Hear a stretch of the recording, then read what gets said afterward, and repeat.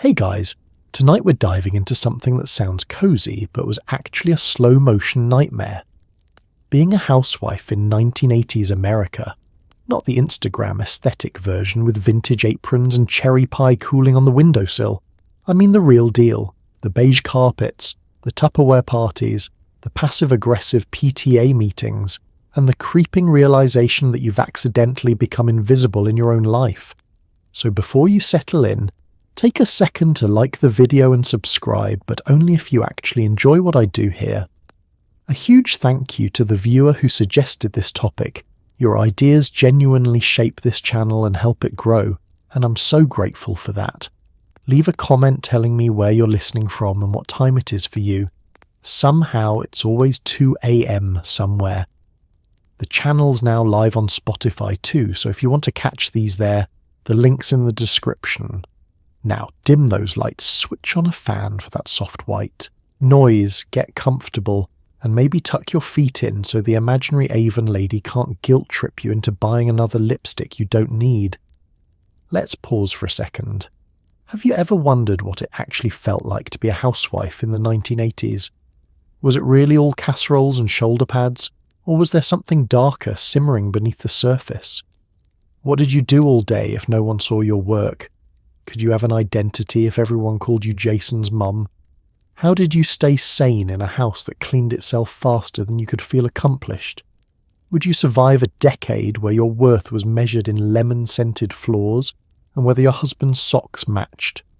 And what happens when the kitchen you're supposed to love starts to feel like a pastel-coloured prison?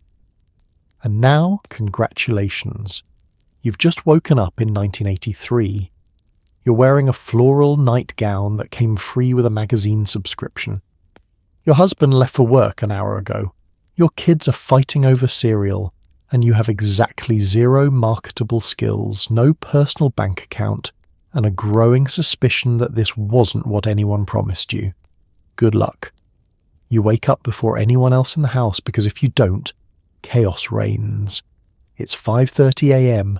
and you're already mentally running through the day's choreography. Lunches to pack, breakfast to make, uniforms to iron, permission slips to sign. Your husband rolls over, still asleep, blissfully unaware that the entire household runs on your unpaid, unnoticed labour.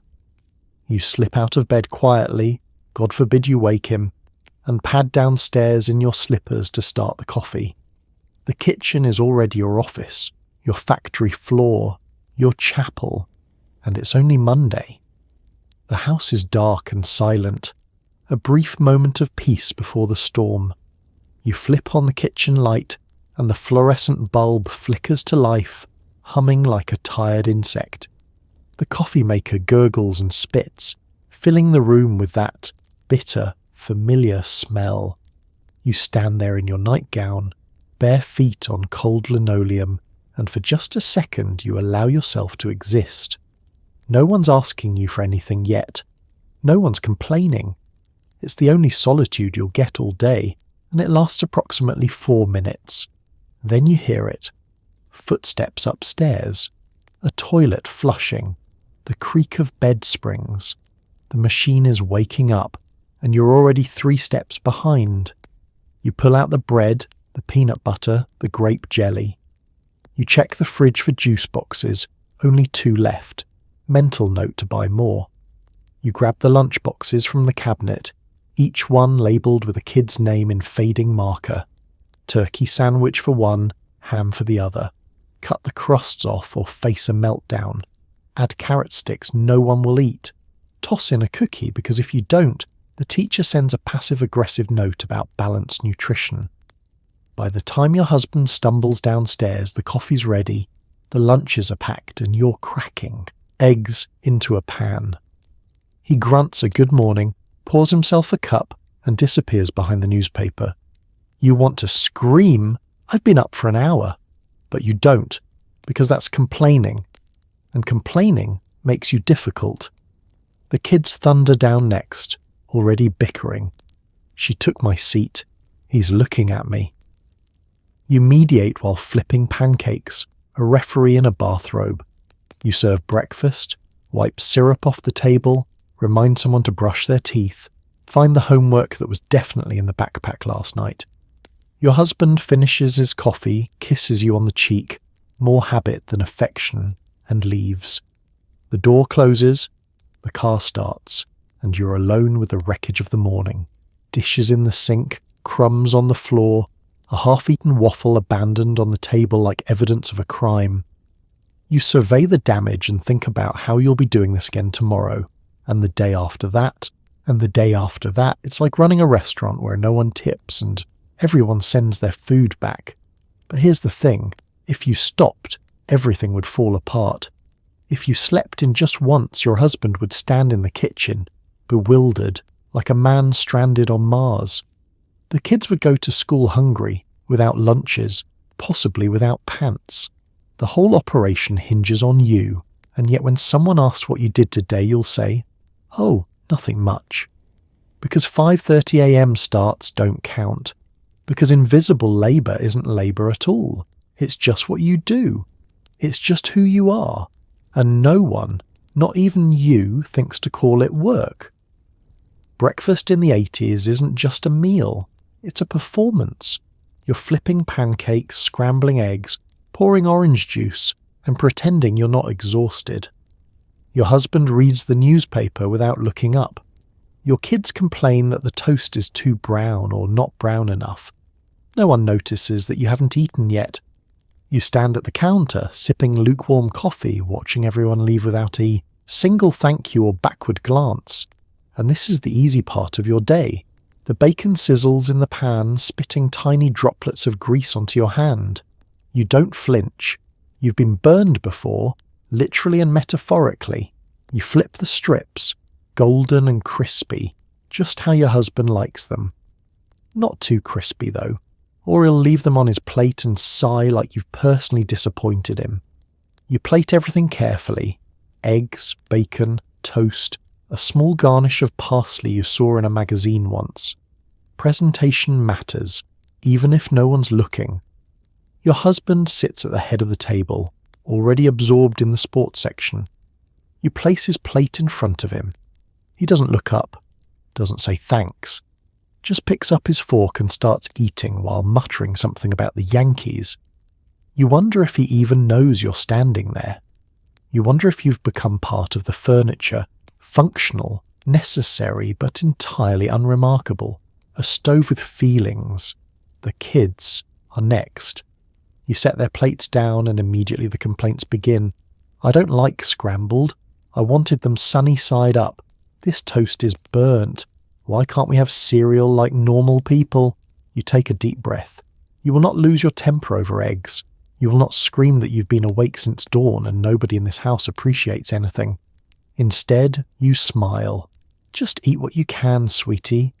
Sweetie. You say it through clenched teeth. You finally sit down with your own plate.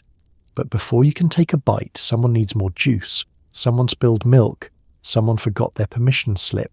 You get up, wipe, retrieve, sign, return. By the time you sit back down, your eggs are cold and rubbery.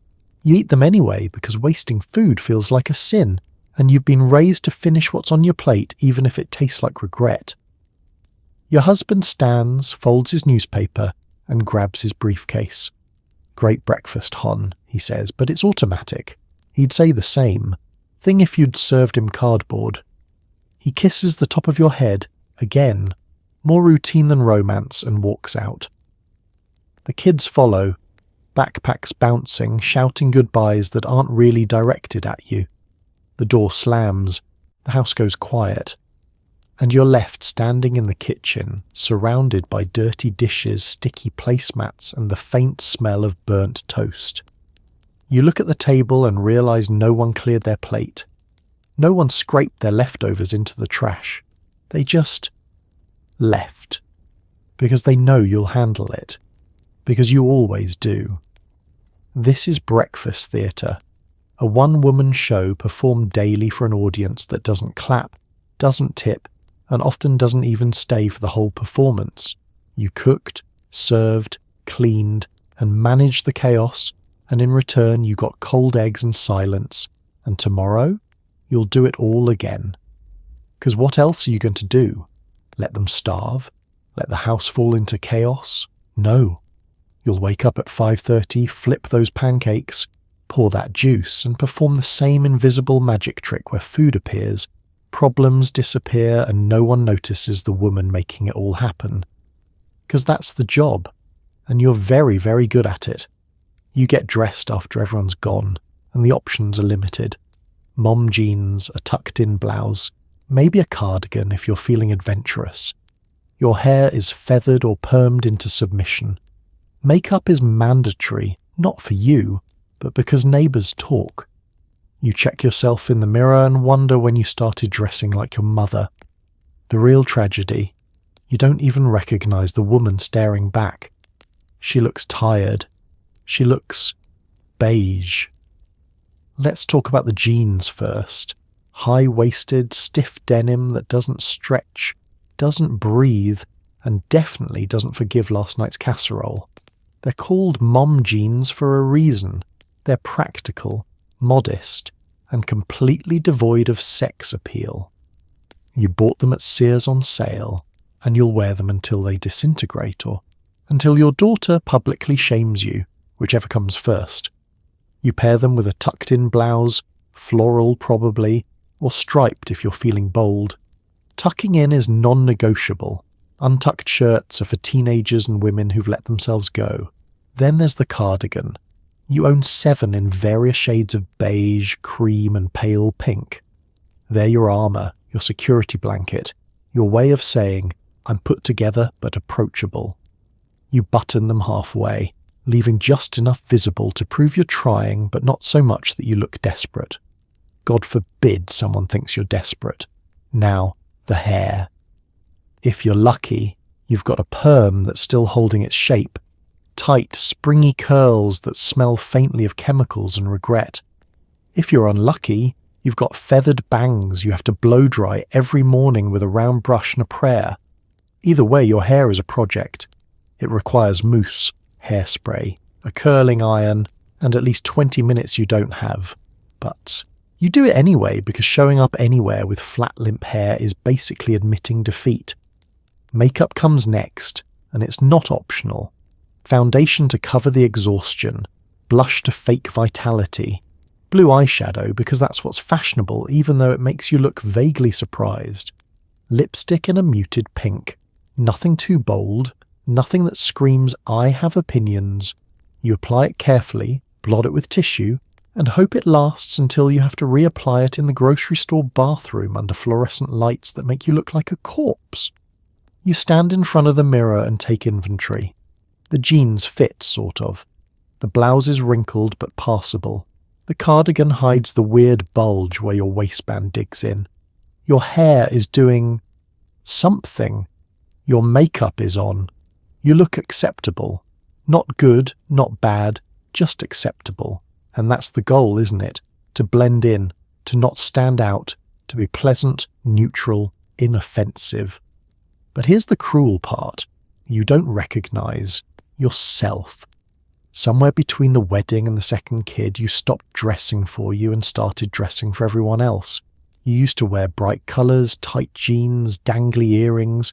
You used to experiment with eyeliner and wear your hair down. Now, you look like a catalogue model for women who've given up but are pretending they haven't. And the worst part is, this is the uniform. Every woman in your neighbourhood wears some version of it. It's the costume of invisibility, the camouflage of suburban motherhood. You're not supposed to be sexy or interesting or unique. You're supposed to be appropriate. And so you dress the part, button your cardigan, and step into a world that won't notice you unless you mess up. Because that's the deal. Look pleasant, stay beige, and for God's sake keep your blouse tucked in. The kitchen is where you spend most of your life. It's the heart of the home, they say, which is a nice way of saying you're trapped there. Avocado green, appliances, floral wallpaper, linoleum floors, this is your domain. You wipe the counters, load the dishwasher, plan dinner, and mentally calculate how many meals you've cooked in this exact spot. Thousands? Tens of thousands? And yet, when people ask what you do all day, you freeze. Because somehow, all of this doesn't count. Let's start with the aesthetic, because the 80s kitchen is a study in regrettable design choices. Your appliances are avocado green or harvest gold, colours that seemed modern in '73 and now just look dated and vaguely nauseating. The wallpaper features some kind of floral pattern, daisies, maybe, or strawberries, repeated endlessly until it burns itself into your retinas. The linoleum floor is supposed to be easy to clean, but it's also easy to stain, scratch, and warp. You've tried everything: vinegar, baking soda, those commercials where women mop in heels and pearls. Nothing works. The floor is a lost cause, much like your enthusiasm. The layout is predictable: stove, sink, fridge, all within a few steps of each other. The work triangle, they call it in magazines. Efficient, practical, a perfect little circuit you walk approximately 7,000 times a day. Stove to sink to fridge to counter to stove. Around and around like a hamster on a wheel, except the hamster doesn't also have to plan next week's grocery list while stirring spaghetti sauce. The counter is your command center. This is where you prep vegetables, roll out dough, stack mail, sign permission slips, and have brief existential crises while staring at a head of wilted lettuce. The countertop is some kind of laminate that's supposed to look like marble, but really just looks like plastic pretending to be fancy. It's chipped in 3 places, stained in 2, and permanently sticky in one corner, no matter how many times you scrub it. Above the counter, a window looks out onto the backyard. It's supposed to provide natural light and a pleasant view. Instead, it offers a front row seat to your neighbour's overgrown hedges and the swing set your kids haven't used in 2 years. You stand here a lot, hands in soapy water, staring out at nothing, thinking about everything. The window is both an escape and a reminder that there's nowhere to escape to. Then there's the dishwasher, a modern marvel that's supposed to save you time, except it doesn't. You still have to scrape, rinse, load, unload, and put everything away. It's less labour-saving device and more thing that makes noise while you do all the work anyway. And if someone, say your husband, loads it wrong, you have to redo it. Because apparently the correct placement of plates is a skill only you possess. The fridge is its own ecosystem. Leftovers in Tupperware containers that no one will eat but you can't throw away because that's wasteful. Condiments from 3 years ago. A mouldy something in the back that you're afraid to identify. You open it dozens of times a day, planning meals, checking inventory, standing there at midnight eating cheese straight from the package because you're too tired to care about dignity. This kitchen is supposed to be your kingdom, but it feels more like a cage, a very beige, very floral cage. You've spent more time here than anywhere else. More time than in your bedroom, your living room, probably more time than you've spent outdoors in the last decade. And yet, when people ask what you do all day, you can't quite explain it. Because cooking 3 meals, cleaning up after them, planning tomorrow's menu, wiping counters, mopping floors, organising cabinets, defrosting chicken, baking brownies for the school fundraiser, and doing it all again the next day doesn't sound like anything when you say it out loud. It just sounds like nothing. But it's not nothing. It's everything. It's the invisible architecture of your family's life, and you're the architect, the builder, and the janitor. You just wish someone would notice. Grocery. Shopping in the 80s is a full production. You clip coupons, make lists, navigate fluorescent lit aisles while dodging judgmental glances from other women. Everyone's watching what's in your cart. Too much junk food and you're a bad mother. Too many frozen dinners and you're lazy. You smile politely, exchange recipes you'll never make, and push your cart home, knowing you'll be back here in 3 days doing it all over again. Let's start with the preparation, because grocery shopping isn't something you just do, it's something you plan like a military operation. First, you sit at the kitchen table with the weekly circular spread out in front of you. You've got scissors, a pen, and a coupon organizer that's divided into categories: dairy, meat, canned goods, cleaning supplies. You clip carefully, because 35 cents off cream of mushroom soup adds up, especially when you're buying 12 cans for that casserole recipe everyone pretends to like. Then comes the list. You check the pantry, the fridge, the freezer. You mentally plan the week's meals. Meatloaf Monday, chicken Tuesday, spaghetti Wednesday, leftovers Thursday, fish sticks. Friday, because it's Friday, and you've given up. You write it all down in neat handwriting, organised by aisle because backtracking wastes time, and time is the one thing you don't have. You grab your purse, your coupons, your reusable mesh bags that always rip, and head to the supermarket. The parking lot is a battlefield. Everyone's fighting for a spot close to the entrance because God forbid anyone walks an extra 20 feet. You circle twice, finally squeeze into a space next to a wood-panelled station wagon, and march toward the sliding glass doors. Inside, the fluorescent lights hum like angry bees, and everything smells faintly of industrial cleaner and rotisserie chicken. You grab a cart, it immediately pulls to the left because of course it does, and begin your journey. The produce section first, lettuce that's already browning, tomatoes that are either rock hard or mushy, bananas in that perfect stage of ripeness that will last exactly 12 hours before turning into compost. You select carefully, squeezing, inspecting, doing that thing where you pretend you know what you're looking for. Other women are doing the same. You make eye contact. You smile. Neither of you means it. Next, the meat department. The butcher is packaging chicken breasts, and you hover awkwardly, waiting for him to acknowledge you. He doesn't. You clear your throat. He glances up, annoyed. You ask for 2 pounds of ground beef lean. He sighs like you've asked him to solve world hunger. You thank him anyway because confrontation gives you hives. The cereal aisle is a minefield. Your kids want the sugary stuff with cartoon characters. You want the healthy stuff with fibre and no fun. You compromise by buying both, which means you failed at discipline and nutrition in one trip. A woman with perfect hair and a spotless cart glides past. You glance at her selections, fresh vegetables, organic milk, whole grain bread. Then you look at yours. 3 boxes of hamburger helper, a family-size bag of chips, and something called cheese product. You feel judged. You are being judged. By the time you reach the checkout, your cart is full, your feet hurt, and you've spent 45 minutes navigating a space designed to make you buy things you don't need. The cashier rings up your items with the enthusiasm of a hostage. You hand over your coupons. She sighs, examines each one like it's a forgery, and reluctantly scans them. Your total is still somehow more than you expected.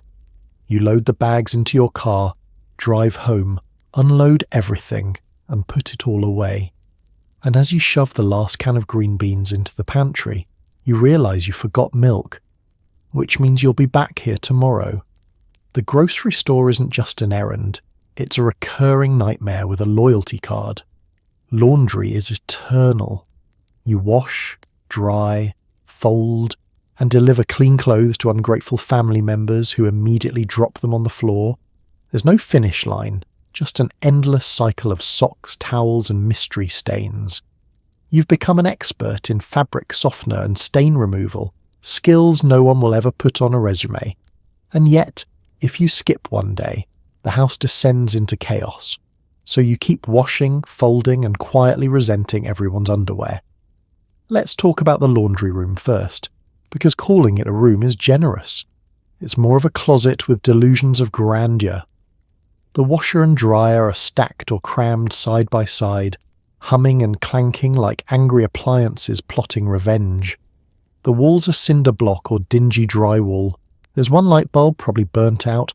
The floor is cement and always slightly damp for reasons you've stopped questioning. This is your factory floor. You start every morning by confronting the hamper. It's never empty. Even when you've just done 6 loads, it's somehow full again. How? How is this possible? You washed everything yesterday. Where are these clothes coming from? Did your family clone themselves? You dump the contents onto the floor and begin the sorting ritual. Whites, colours, delicates, towels. Except nothing is truly white anymore, it's all vaguely grey. And delicates? That's a joke. You throw them in with the colours and hope for the best. Loading the washer is an art form. You can't overstuff it or nothing gets clean. You can't understuff it, or you're wasting water.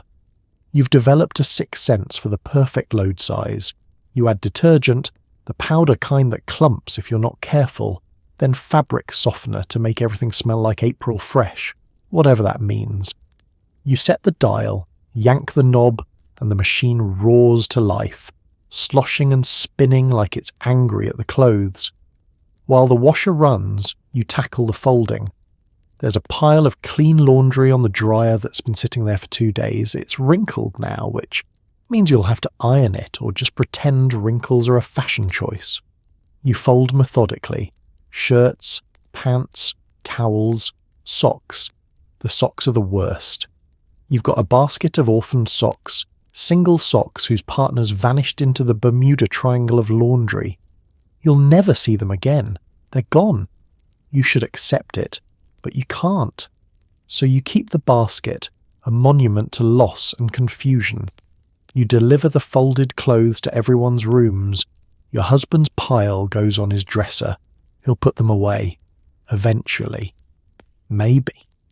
Probably not. The kids' piles go on their beds. You tell them to put their clothes away. They nod. They won't. In 3 hours, everything will be on the floor again, and you'll wonder why you even bother. Back in the laundry closet, the washer has stopped. You transfer the wet clothes to the dryer, careful not to drop anything on the damp floor. You set the dryer on high, slam the door, and press start. It rumbles and squeaks, a mechanical heartbeat that will run for the next hour, and in that hour you'll start another load, and then another, because laundry is infinite. Here's the thing about laundry. It's never done. It's not like cleaning a room where you can step back and admire your work. There's no moment of completion. The second you finish one load, 2 more appear. It's the myth of Sisyphus, except instead of a boulder, it's your husband's grass-stained jeans. And instead of a mountain, it's the stairs you climb 17 times a day carrying baskets that smell like teenage boy. And no one notices. No one says, "Thanks for washing my favourite shirt." No one appreciates that you've kept them clothed, clean and socially acceptable. They just expect it. Expect you. The laundry fairy who works in the shadows, turning dirty into clean, chaos into order, all while slowly losing her mind one missing sock at a time. You vacuum, dust, scrub, and polish until the house gleams. But here's the cruel joke. The second it's clean, it's dirty again. Muddy shoes, crumbs, sticky fingerprints, evidence of life you're expected to erase. No one notices when the house is spotless, but everyone notices when it's not. You're not a housekeeper, you're a ghost, haunting your own home, endlessly trying to make it perfect for people who don't even see you. Cleaning starts the moment everyone leaves. You survey the damage, breakfast dishes in the sink, cereal milk dried on the table, someone's jacket on the floor, someone else's homework scattered across the couch. It looks like a small tornado touched down, and in a way it did. A tornado named family. You take a deep breath, tie your hair back, and begin. First, the kitchen. You scrape plates, rinse dishes, load the dishwasher with the precision of a Tetris champion. You wipe down the counters with a sponge that's seen better days. Probably should replace it, but that costs money, and also requires remembering to buy one. You sweep the floor, gathering crumbs, dirt, and what appears to be part of a crayon. You mop, moving backwards so you don't step on the wet floor, and then you stand there, trapped in the corner, waiting for it to dry. Next, the living room. You fluff the couch cushions that have permanent butt dents. You fold the blankets that everyone leaves in crumpled heaps. You pick up the newspapers your husband swears he's going to read. You dust the coffee table, the TV stand, the bookshelf that holds exactly 3 books and 17 random knickknacks no one remembers buying. Then comes the vacuuming.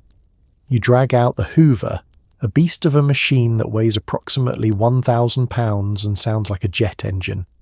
You vacuum the living room, the hallway, the bedrooms, pushing furniture aside to get every corner, because if you don't, the dust bunnies will unionize. The vacuum bag is probably full, you can tell because it's lost suction and smells faintly of burning hair, but you don't have a replacement, so you just keep going and hope it doesn't explode. The bathroom is its own special hell. You scrub the toilet, the sink, the tub, the tile, the grout that's inexplicably turning black. You use bleach, Comet, ammonia, chemicals that probably shouldn't be mixed but you're too tired to care. You wipe the mirror only to realise it's already smudged again. Someone brushed their teeth and apparently sneezed toothpaste onto the glass. You wipe it again. It'll be smudged again in 4 hours. You clean the kids' rooms, which is like trying to organise a hurricane. Toys everywhere, clothes everywhere, mysterious sticky substances on surfaces that shouldn't be sticky. You make their beds, hospital corners, just like your mother taught you, even though they'll be unmade by bedtime. You put away the toys knowing they'll be dumped out within minutes of the kids coming home. But you do it anyway. Because what else are you going to do? Live in chaos? By early afternoon, the house is spotless, the floors are clean, the surfaces shine, everything is in its place.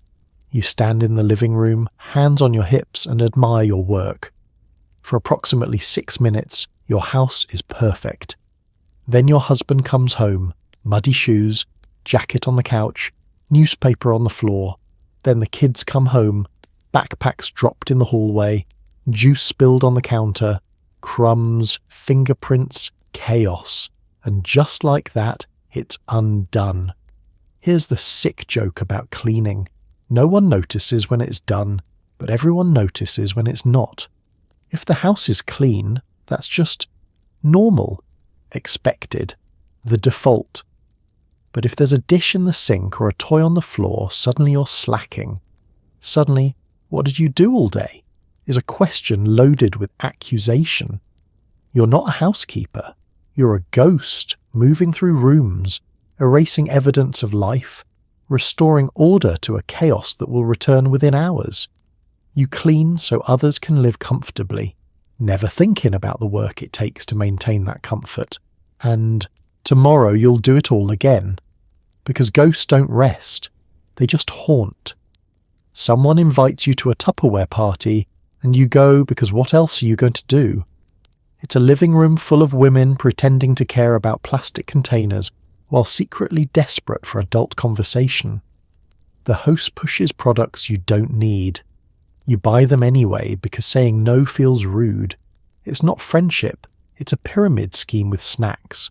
But at least you talk to someone who wasn't asking for a juice box. Let's set the scene. It's 7 p.m. on a Thursday. You've fed your family, cleaned up, and told your husband you're going out, a phrase that used to mean bars and concerts, and now means someone's living room with light refreshments. You put on your good cardigan, the one without stains, apply fresh lipstick, and drive 3 blocks to Linda's house. Linda is the host, which means she's desperate to earn enough commission to buy that deluxe storage set she's been eyeing. You arrive and immediately recognise the other women. Diane from down the street, Karen from church, Susan whose husband works with your husband, and 3 others whose names you'll forget by tomorrow. Everyone's dressed in their casual but trying outfits, slacks, blouses, costume jewellery that makes noise when they move. There's coffee brewing, store-bought cookies on a plate, and an undercurrent of forced enthusiasm that's almost palpable. Linda greets you at the door like you're a celebrity. I'm so glad you could make it. She's a little too excited, a little too loud. You smile, hand her the obligatory bottle of wine, cheap Chablis from the grocery store, and find a seat on the floral print couch that smells like other people's houses. The Tupperware representative arrives. Her name is Brenda, and she's got a wheeled suitcase full of plastic dreams. She's wearing a pantsuit, too much blush, and the smile of someone who's done this 70 times this month. She sets up a folding table, arranges her products like a museum exhibit, and launches into her pitch. Ladies, how many of you have leftovers that go bad because your containers don't seal properly? Every hand goes up. We've been trained to participate, Brenda beams. Well, let me introduce you to the Tupperware guarantee. She proceeds to demonstrate the burping technique, pressing the centre of the lid to release air, and everyone nods like she's revealed the secrets of the universe. She moves through the catalogue: lettuce crispers, sandwich keepers, modular storage bins, a butter dish that costs more than your weekly grocery budget.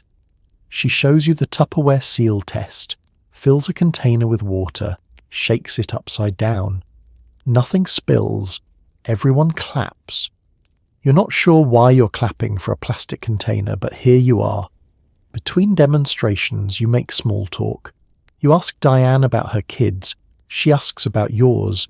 You exchange recipe ideas, casseroles mostly involving cream of something soup. Susan mentions she's thinking about getting a perm. Everyone has opinions. You drink coffee, eat cookies, and pretend this is fulfilling. Then comes the pressure. Brenda starts taking orders. Linda hovers, her eyes pleading. If she doesn't hit her sales goal, she doesn't get the free gravy boat or whatever they're offering this month. You glance at the catalogue, pretending to consider. You don't need any of this. Your cabinets are full of mismatched containers, half of which are missing lids.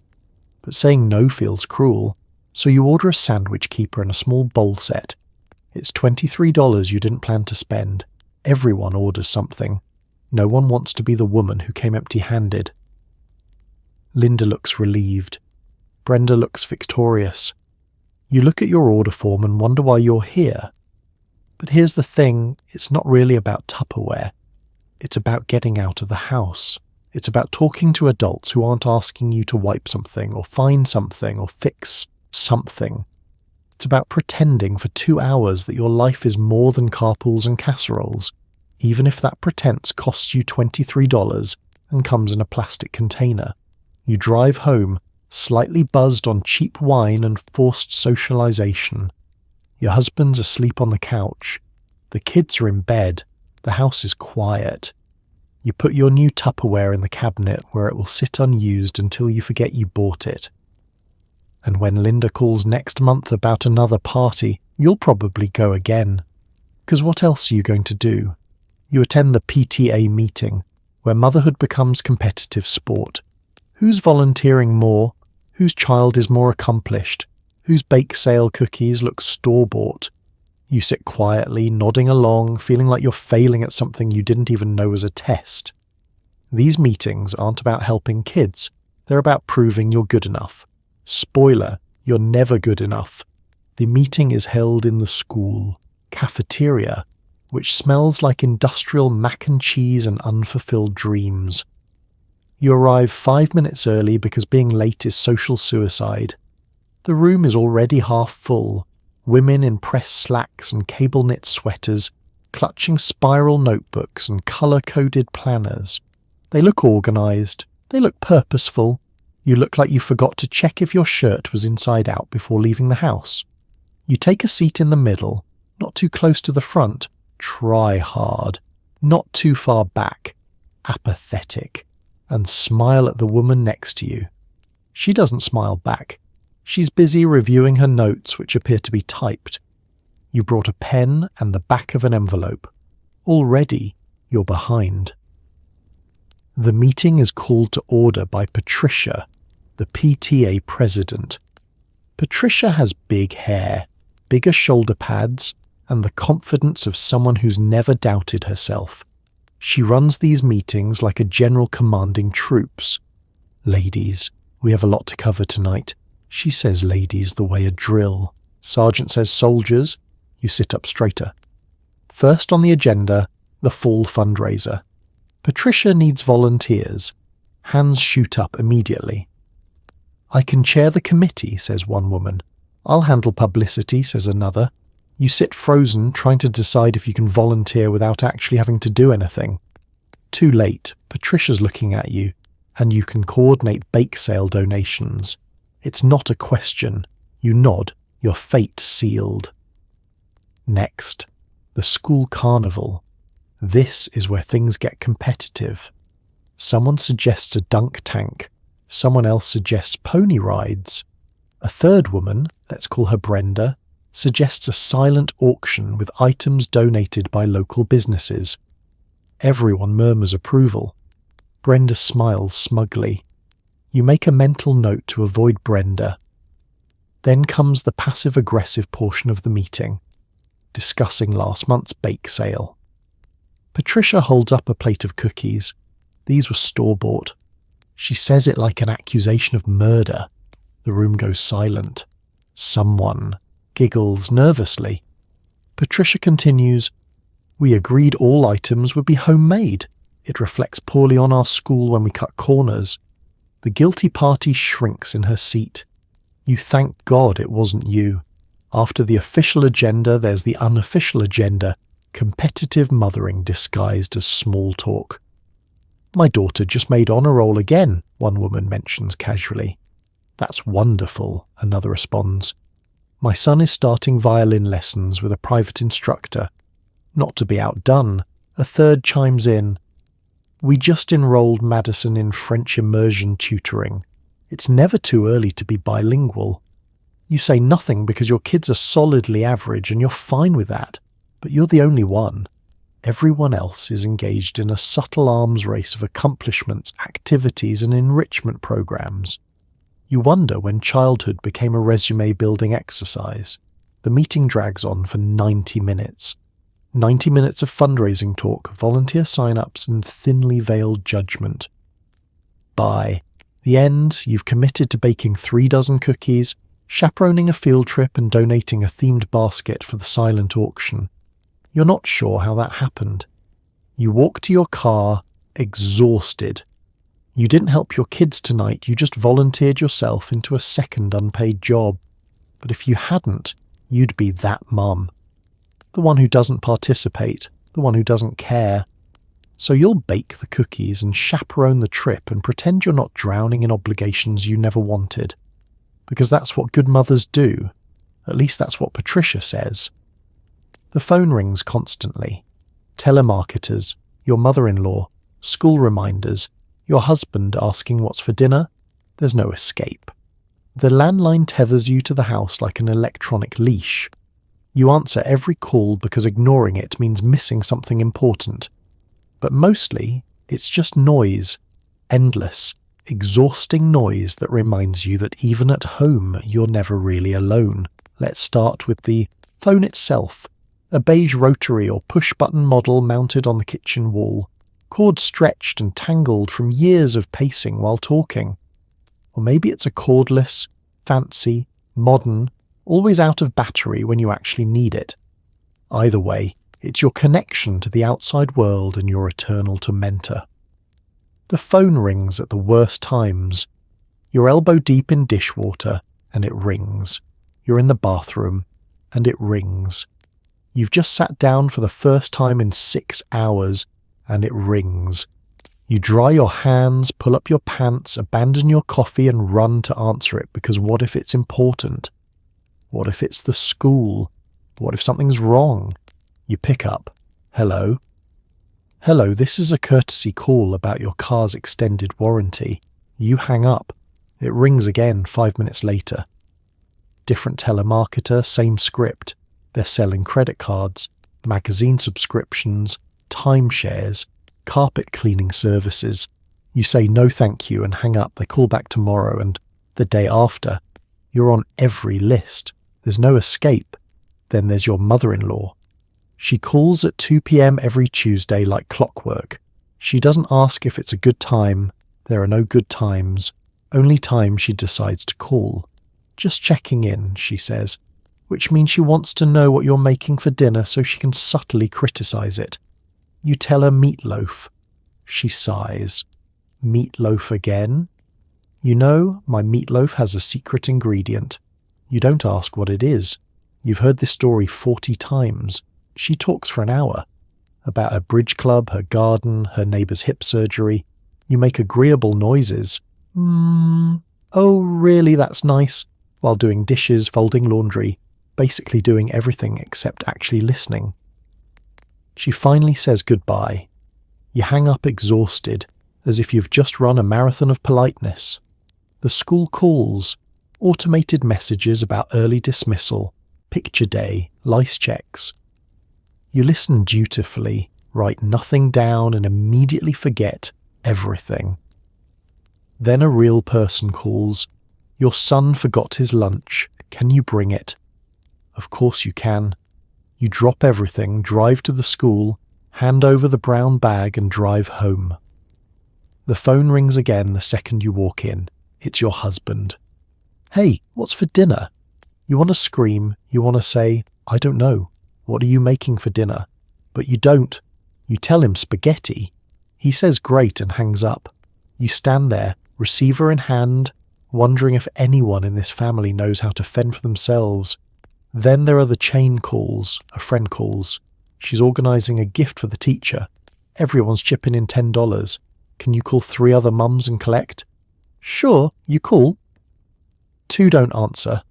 1 answers and immediately launches into a 20-minute story about her son's soccer tournament. You listen, contribute your $10, and add call 3 mums to the mental list of things you wish you hadn't agreed to. The phone rings again, and again, and again.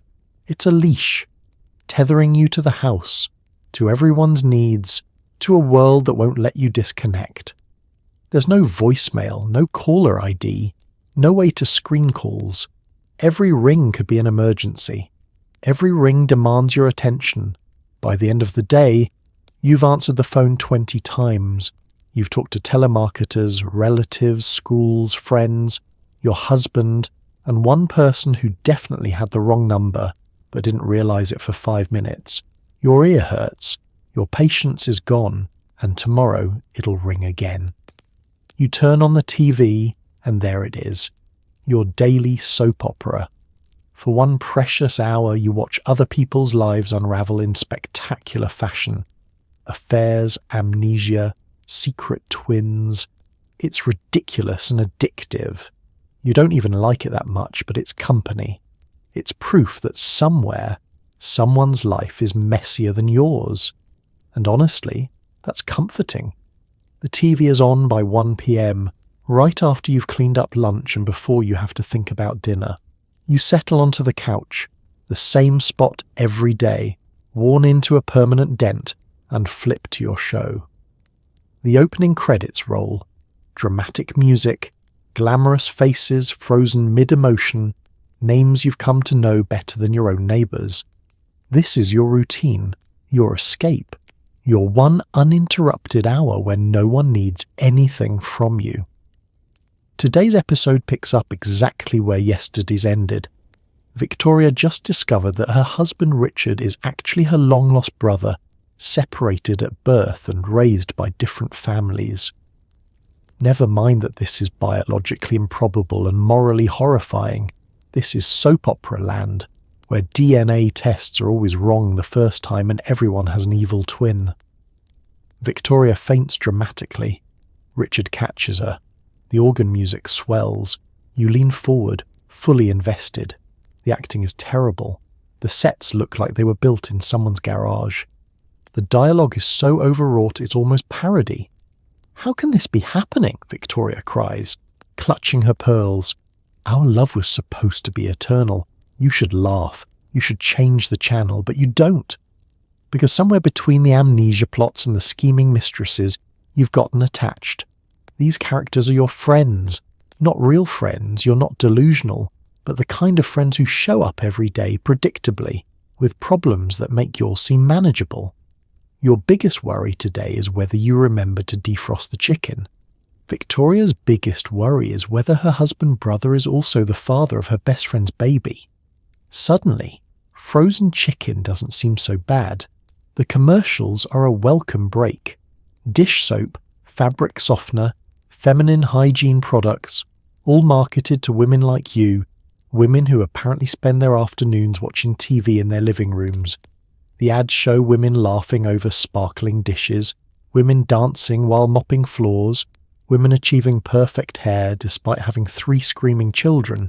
You look down at your own hair, unwashed for 2 days and pulled into a scrunchie. The TV women are liars. Back to the show. Now Richard is confronting his adoptive mother, demanding to know why she never told him the truth. She's in a hospital bed. Everyone on this show is always either in a hospital bed or about to be. And she's dying, conveniently, so she can deliver a deathbed confession. "I did it to protect you," she whispers. "There are dark forces at work in this town. You have no idea what that means. Neither does Richard, but you're both riveted. An hour passes faster than you'd like.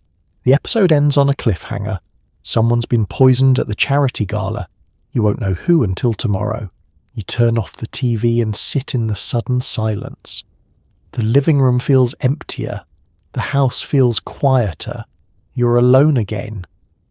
But for that 1 hour, you weren't thinking about groceries or laundry, or whether your husband notices you anymore. You were thinking about Victoria and Richard and the mysterious poisoning. You were somewhere else, somewhere dramatic, somewhere where feelings mattered enough to get an entire musical score. You stand up, stretch, and head back to the kitchen. There's still dinner to make, floors to vacuum, kids to pick up from school. But tomorrow at 1 p.m, you'll be back on this couch. Because as ridiculous as it is, as badly acted and absurdly plotted, this show is yours. It's the one thing in your day that's just for you, even if it's just watching other people's fictional problems unfold in a badly lit television studio. It's something, and right now, something is enough. You sit down for 5 minutes and immediately feel guilty. There's always something you should be doing: laundry, cleaning, meal prep, errands. Rest feels like failure. Even when you're exhausted, even when your body begs for a break, you can't shake the feeling that you're lazy, unproductive, not enough. The guilt is constant, heavy, suffocating, and it's yours alone to carry. Let's be clear, you're tired, not just didn't sleep well tired, bone deep, soul crushing, haven't sat down in 6 hours tired.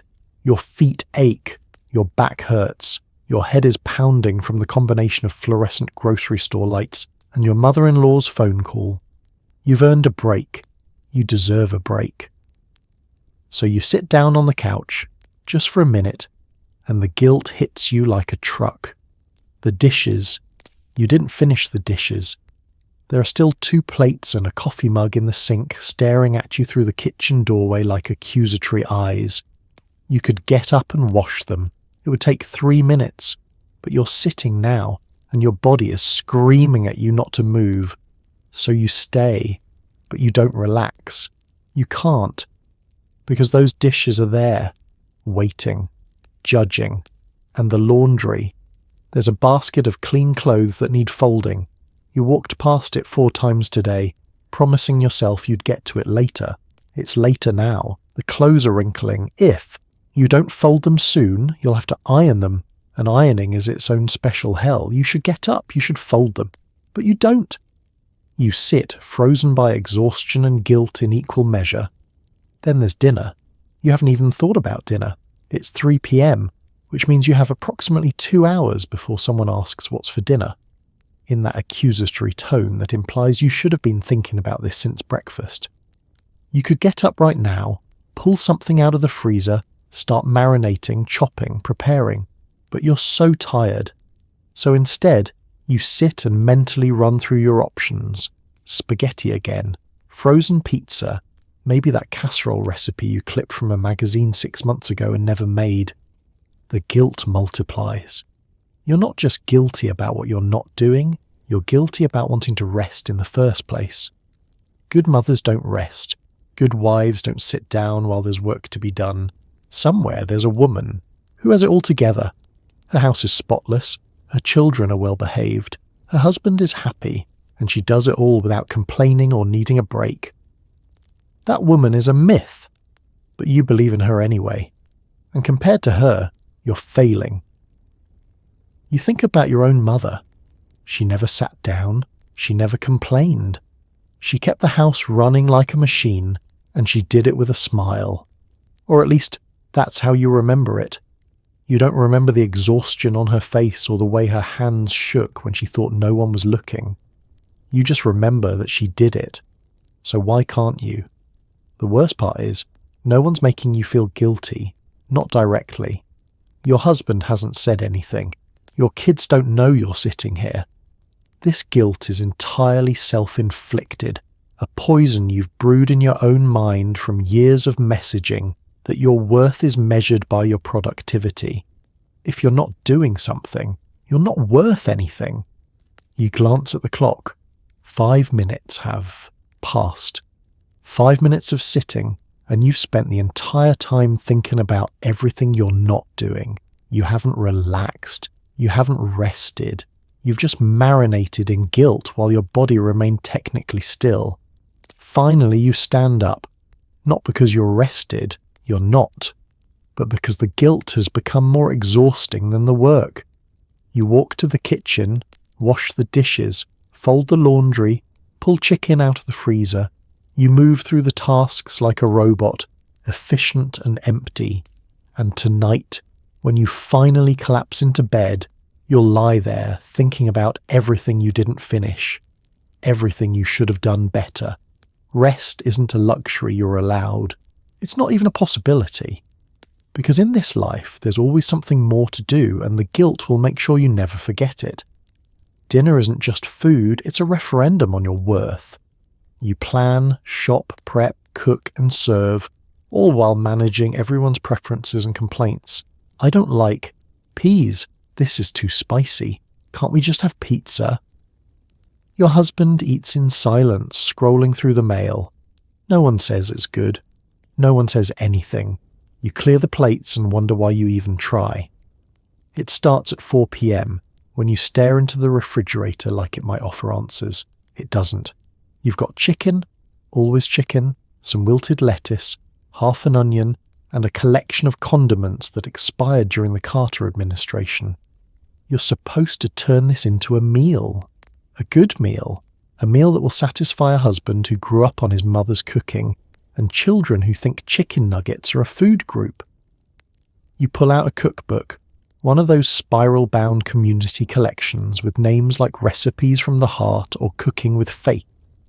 Every recipe requires cream of mushroom soup. You have 4 cans in the pantry because of course you do. You flip to a page, Easy Chicken Casserole. The ingredients list includes chicken, rice, cream of mushroom soup, and love. You're fresh out of love, but you've got the soup, so that'll have to do. You start prepping. Dice the onion, your eyes water, your nose runs. You look like you're crying over dinner. Maybe you are. Cube the chicken, trying not to think about salmonella or the fact that this raw poultry has the same texture as something deeply upsetting. You mix everything in a casserole dish, top it with crushed cornflakes for texture, and slide it into the oven. The recipe says 35 minutes. You set the timer and pray. While it cooks, you prepare sides.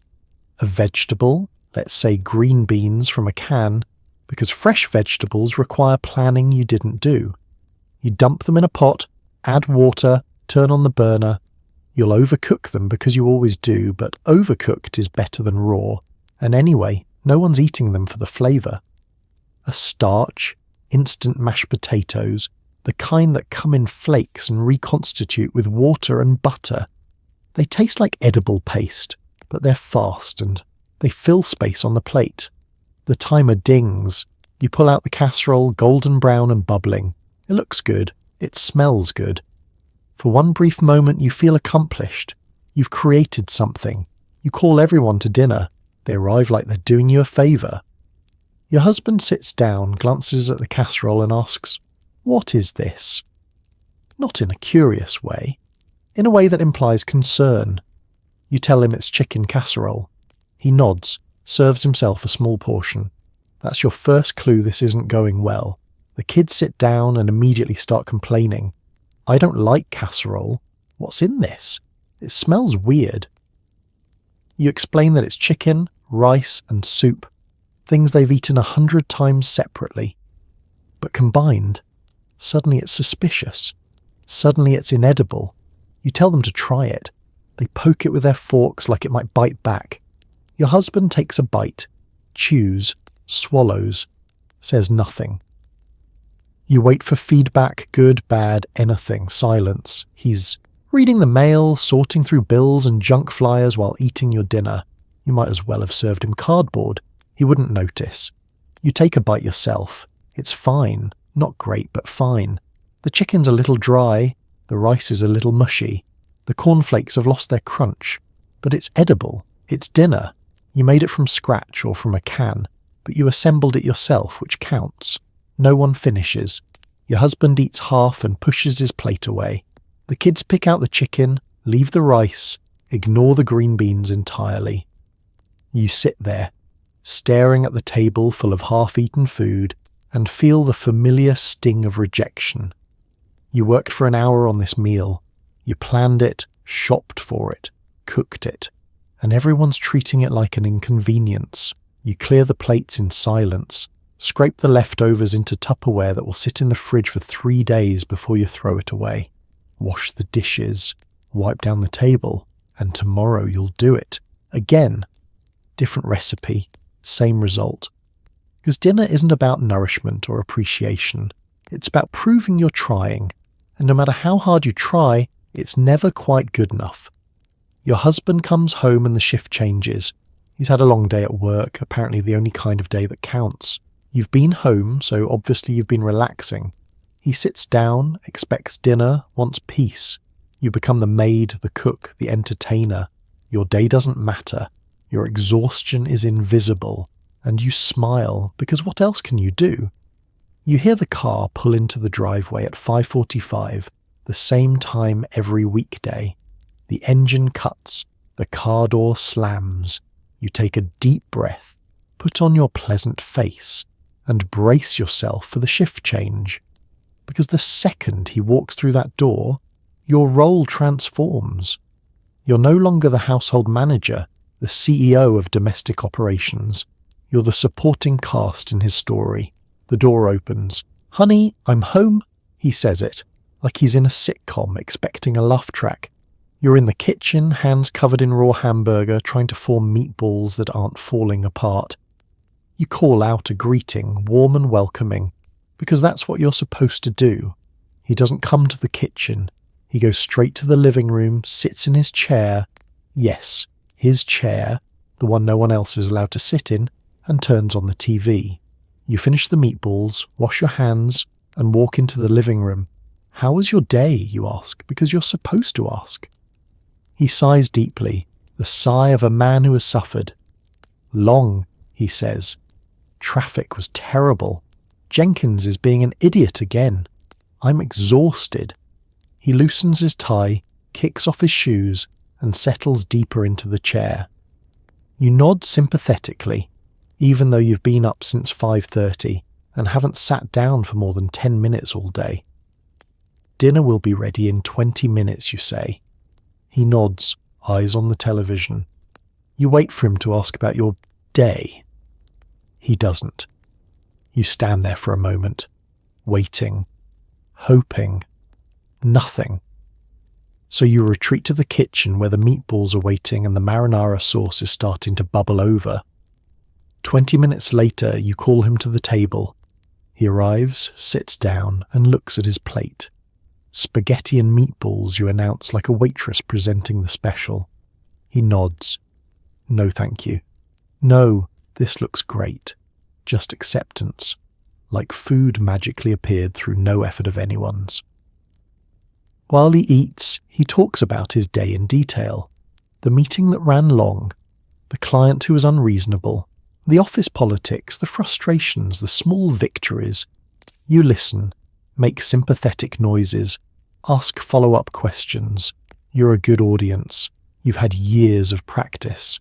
He finishes eating, pushes his plate toward the center of the table, not far enough to reach the kitchen, just far enough to signal he's done, and returns to his chair. You clear the table, wash the dishes, put away the leftovers. From the living room, you hear the television, the evening news delivering the day's disasters in authoritative tones. Your husband is decompressing. He's earned it, apparently. His long day at work justifies an evening of rest. You, on the other hand, are still working.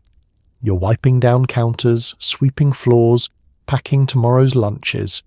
You're mentally planning breakfast, calculating whether you have enough bread, remembering that you need to sign a permission slip. Your day doesn't end at 5:45. It doesn't end at all. Later, he'll ask you to bring him a beer from the fridge.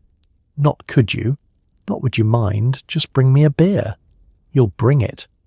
You'll hand it to him, and he'll take it without looking away from the TV. You're a waitress in your own home, serving a customer who never tips and rarely says thank you. And here's the thing, he doesn't think he's being unreasonable. He worked all day.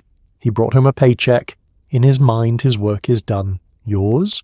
Well, you were just home. How hard could that be? The house more or less runs itself, doesn't it? The meals appear, the laundry gets done, the children are cared for, all without visible effort. You're not working, you're just here. You want to scream. You want to hand him a detailed breakdown of your day, the hours, the tasks, the mental load of managing an entire household. You want him to understand that being home doesn't mean being on vacation. But you don't, because that would be nagging. That would be ungrateful. He works hard for this family and you should be thankful. So you smile, you bring the beer, you listen to his stories, you become whatever he needs you to be, maid, cook, therapist, audience. And tomorrow when he comes home at 5:45, you'll do it all again. The kids need baths, pajamas, teeth brushed, stories read, fights mediated, nightmares soothed. It's called the second shift and it's all yours. Your husband's already in bed, exhausted. You're still moving, still managing, still making sure everyone's okay. By the time you collapse into bed, you're too tired to sleep. Tomorrow it starts again. 7 p.m. The dinner dishes are done, the kitchen is clean, and you're ready to relax. Just kidding. It's bedtime, which means the second shift is just beginning. You announce to the kids that it's bath time. They act like you've asked them to walk through fire. Already? But I'm not tired. Just 5 more minutes. You've had this exact conversation every single night for years, and yet they're always surprised. You heard them upstairs like a sheepdog working with particularly stubborn sheep. The bathroom is small, the tiles are cold, and the tub is that avocado green colour that was trendy in '72 and hideous ever since. You turn on the water, test the temperature, add a squirt of Mr. Bubble because it makes them fight less. The bubbles rise, foam spilling over the edge of the tub, and the kids finally get in. Bath time is supposed to be calming. It's not. It's splash wars, arguments over toys, and someone inevitably drinking the bathwater. You kneel beside the tub, your knees pressed against the hard tile, and scrub small bodies that don't want to be scrubbed. Wash behind your ears. Stand up so I can rinse your hair. Stop splashing your sister. You're a referee and a janitor, all while trying to avoid getting soaked. You drain the tub, wrap the kids in towels, and hustle them to their bedrooms. Pajamas next. This should be simple. It's not. I don't want these pajamas, I want the other ones. These are itchy. Where's my favourite shirt? You dig through drawers, locate acceptable sleepwear, and wrestle it onto wiggly bodies that have suddenly forgotten how arms work. Teeth brushing is next, which is somehow always a negotiation. Do I have to? Yes. But I already brushed them this morning. That was 12 hours ago. I don't like the toothpaste. Too bad. You supervise while they half-heartedly scrub their teeth for approximately 8 seconds, then call it good enough. Perfect dental hygiene can wait until they're old enough to pay their own dentist bills. Now finally, bed. You tuck them in, pull up the blankets, arrange the stuffed animals in the precise configuration that prevents meltdowns. You sit on the edge of the bed and read a story, the same story you've read 40 times. the one about the bear who can't sleep. The irony is not lost on you. Halfway through, one kid interrupts. I need water. You get water. You return, start reading again. I have to go to the bathroom. You wait while they go to the bathroom. They didn't actually have to go. They just wanted to delay bedtime. You know this. They know you know this. You start reading again. You finish the story, kiss foreheads, turn off the light, and walk toward the door. Mum, you stop. What, sweetie? Can you leave the door open a crack? You leave it open a crack. Mum, what? I love you. Your heart melts. I love you too, baby. You leave. The room. 5 minutes later, you hear footsteps. Someone's out of bed. I can't sleep. I'm scared. I heard a noise. You walk them back to bed, tuck them in again, reassure them that the noise was just the house settling, not a monster. You leave again. This happens 2 more times. By the time they're finally asleep, actually asleep, not fake asleep, it's 9 p.m. You've been on bedtime duty for 2 hours. You're exhausted. Your back hurts from kneeling by the tub. Your knees hurt from sitting on bedroom floors. Your voice is hoarse from reading and soothing and negotiating. You walk downstairs. Your husband is already in bed, reading the newspaper or watching TV. Kids asleep? He asks. You nod. Good, he says, like it was a team effort, like he helped. He didn't. He's been down here, resting, while you handle the entire bedtime routine solo. You brush your own teeth, wash your face, put on your nightgown. You slide into bed beside him, every muscle in your body screaming. You close, your eyes ready to finally rest. And then you remember, you didn't set out tomorrow's breakfast stuff. You didn't sign that permission slip. You didn't check if there's milk for the morning. You lie there, eyes open, mentally running through tomorrow's task list. You're too tired to sleep, too wired to relax.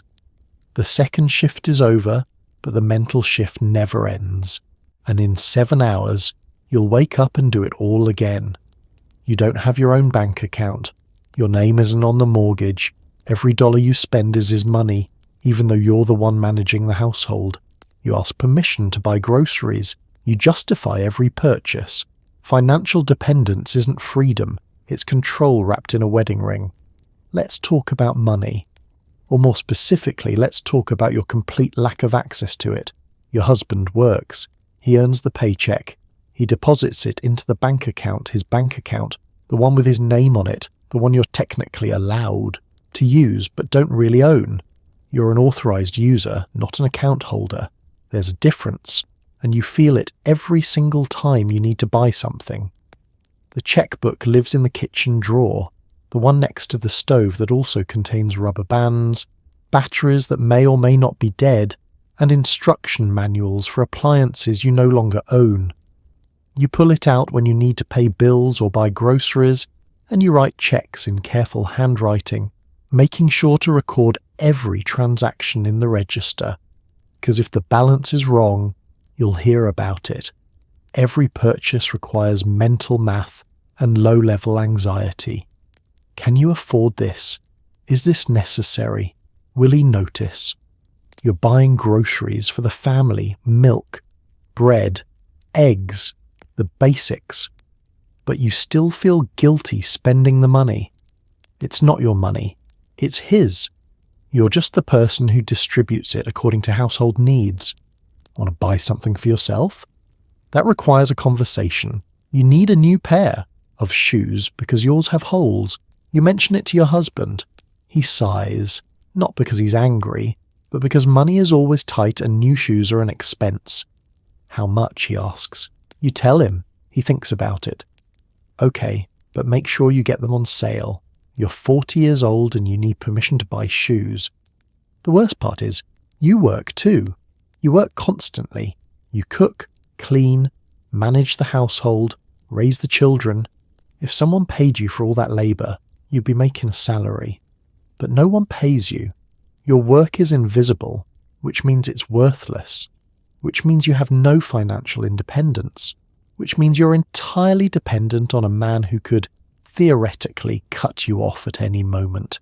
You don't have a credit card in your name. Your husband has one for emergencies, he says, but you're not supposed to use it unless absolutely necessary. And necessary is defined very narrowly. Groceries? Necessary. A trip to the emergency room? Necessary. A haircut? Questionable. A lunch out with a friend? Definitely not necessary. This dependency terrifies you, though you'd never say it out loud. What if something happens to him? What if he dies or leaves or decides you're not worth supporting anymore? You'd have nothing. No savings, no income, no safety net. You'd be financially erased. A woman with decades of work experience that counts for nothing because none of it was paid. Sometimes you think about getting a job. A real job. One that pays money you could put in your own account. But who would watch the kids? Daycare costs money. Money you don't have. And besides, your husband doesn't want you to work. Your job is here, he says, gesturing vaguely at the house. Taking care of the family. It sounds noble. It feels like a cage. You know women who've been through divorces. They talk about it in hushed tones at PTA meetings or Tupperware parties. The financial devastation. The scramble to find work after years out of the job market.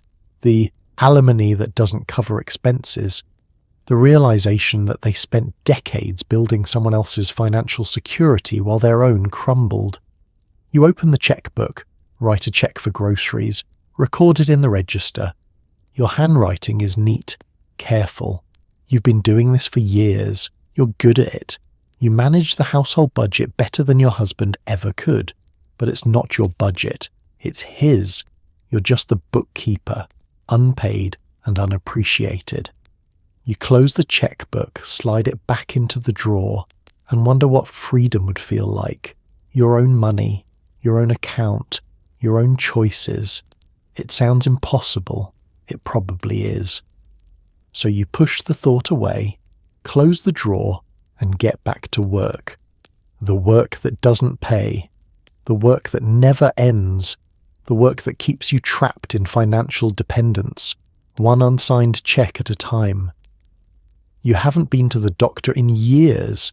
There's no time, no money, no point. Everyone else's health comes first. You ignore the exhaustion, the headaches, the vague sense that something's wrong. Women's pain is always dismissed anyway. So you smile, take an aspirin, and keep going. Let's be honest. You're not well. You haven't been well in months, maybe years. There's a persistent headache that throbs behind your eyes.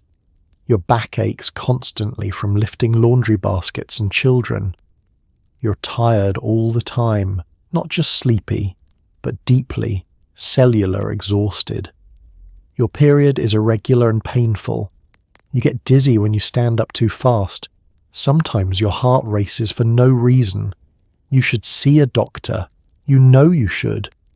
But when? Between getting the kids to school, grocery shopping, cleaning, cooking, and managing everyone else's schedule, when exactly are you supposed to fit in a doctor's appointment?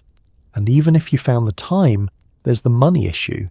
The insurance covers the kids, covers your husband, but every appointment costs money. Co-pays, deductibles, prescriptions, money that could go toward groceries or new shoes for the kids or the electric bill. So you don't go. You take aspirin from the bottle in the bathroom cabinet, the same bottle that's been there for 2 years.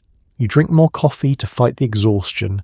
You tell yourself it's just stress, just lack of sleep, just normal wear and tear from being a mother and a wife. Everyone feels like this, right? Your husband goes to the doctor regularly. Annual checkups, dental cleanings, that weird rash that turned out to be nothing. He takes time off work, drives to the appointment, sits in the waiting room reading magazines. No one questions whether it's necessary. His health matters. The kids go to the doctor constantly. Well-child visits, vaccines, every sniffle and cough examined and treated. You're vigilant about their health. You keep their vaccination records organised, schedule their appointments months in advance, never miss a checkup. But you're fine. You have to be fine, because if you're not fine, everything falls apart. There was a time, years ago, when you mentioned the headaches to your husband. Maybe you should see a doctor, he said, not unkindly. But then came the follow-up. Do you really think it's necessary? It's probably just tension. Translation. It's probably in your head. Translation. Don't waste money on something that isn't serious. And even if you did go, what would the doctor say? You've heard the stories from other women. They go in with legitimate complaints, pain, exhaustion, dizziness, and get dismissed. It's stress. It's your hormones. Have you tried losing weight? Are you sleeping enough? As if sleep is something you can just choose to get more of. As if your body's malfunctioning because you're not trying hard enough to maintain it. Women's pain is never taken seriously. You could walk into a doctor's office with your arm hanging off, and they'd prescribe you a Valium and tell you to relax. So why bother? Why take the time, spend the money, and endure the dismissal when you could just keep going? You pop another aspirin, wash it down with cold coffee, and ignore the way your hands shake slightly. It's fine. You're fine. You have to be fine because there's no alternative. No one's going to take care of the house if you're sick. No one's going to make dinner or do the laundry or remember that tomorrow is picture day and the kids need to wear something nice. Your health is a luxury you can't afford. Not the money part, though that's true too, but the time, the attention, the radical act of prioritizing yourself. So you smile, ignore the pain, and keep going. Because that's what mothers do. That's what wives do. They endure. They sacrifice. They smile through the headaches and the exhaustion, and the vague sense that something is deeply wrong. And years from now, when the something wrong becomes something serious, when you finally collapse or get a diagnosis that could have been caught earlier, everyone will ask why you didn't say anything, why you didn't go to the doctor, why you let it get this bad. And you won't know how to explain that your health never mattered enough to anyone, including yourself, to be worth the trouble. You're expected to look young, thin, attractive, but not too attractive. Aging is failure. Grey hair is giving up. Wrinkles are evidence you're not trying hard enough. You buy creams, dye your hair, suck in your stomach. But no matter what you do, you're fighting a battle you can't win. Let's start with a mirror, because that's where the war begins every morning. You stand in the bathroom, fluorescent light buzzing overhead, and take inventory. New lines around your eyes, deeper creases on your forehead, grey hairs multiplying like rabbits. You swear there were only 3 last week, and now there are at least a dozen. Your neck is doing that thing where it's starting to look like your mother's neck. When did that happen? You're 38 years old. In the grand scheme of life, that's not old. But in the world of women, especially mothers, it's a countdown. You're aging in public and everyone's watching. The neighbours, the other mothers at school, the women in the grocery store, they're all taking notes, comparing, judging. She's really let herself go. She used to be so pretty. Must be hard getting older. So you fight back. You buy the creams from the department store, the ones advertised in magazines with models who are 22 and airbrushed to oblivion. Reduce fine lines. Turn back time. Look 10 years younger. The jars are expensive, small, and smell like chemicals masked by fake flowers. You smooth them onto your face every night, hoping for miracles. You get moisturizer and broken promises. Your hair is another battlefield. The grey is creeping in, mostly at the temples, but also scattered throughout like silver confetti you didn't ask for. You could let it go grey naturally. Some women do. But those women are brave or European or have given up.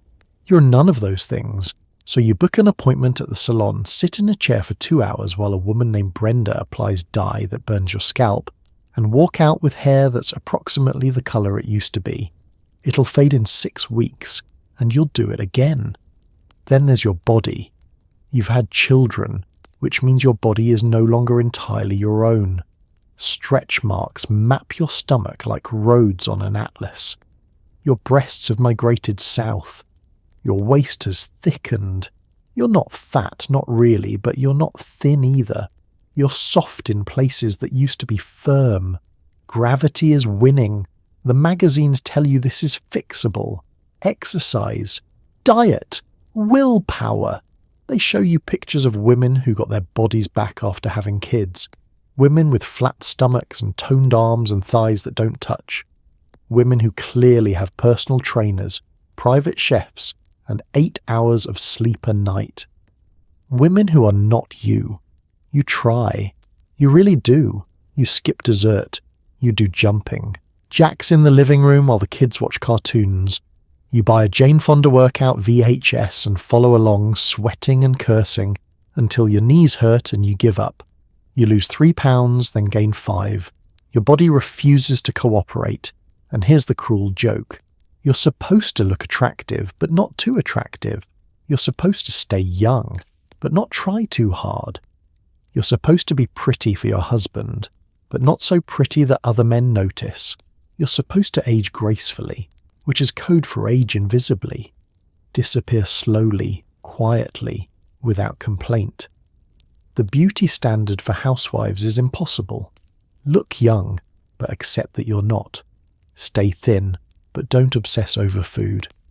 Be attractive, but not vain. Care about your appearance, but don't spend too much time or money on it. Be effortlessly beautiful, even though effort is the only thing keeping you from looking like the exhausted, stressed, overworked woman you actually are. You stare at the mirror one more. Time. The creams haven't worked. The hair dye is already fading. The jumping jacks didn't transform you into Jane Fonda. You're still you, older, tired, fighting a losing battle against time and genetics and a culture that worships youth and punishes aging. You sigh, turn off the bathroom light and walk away. Tomorrow you'll try again.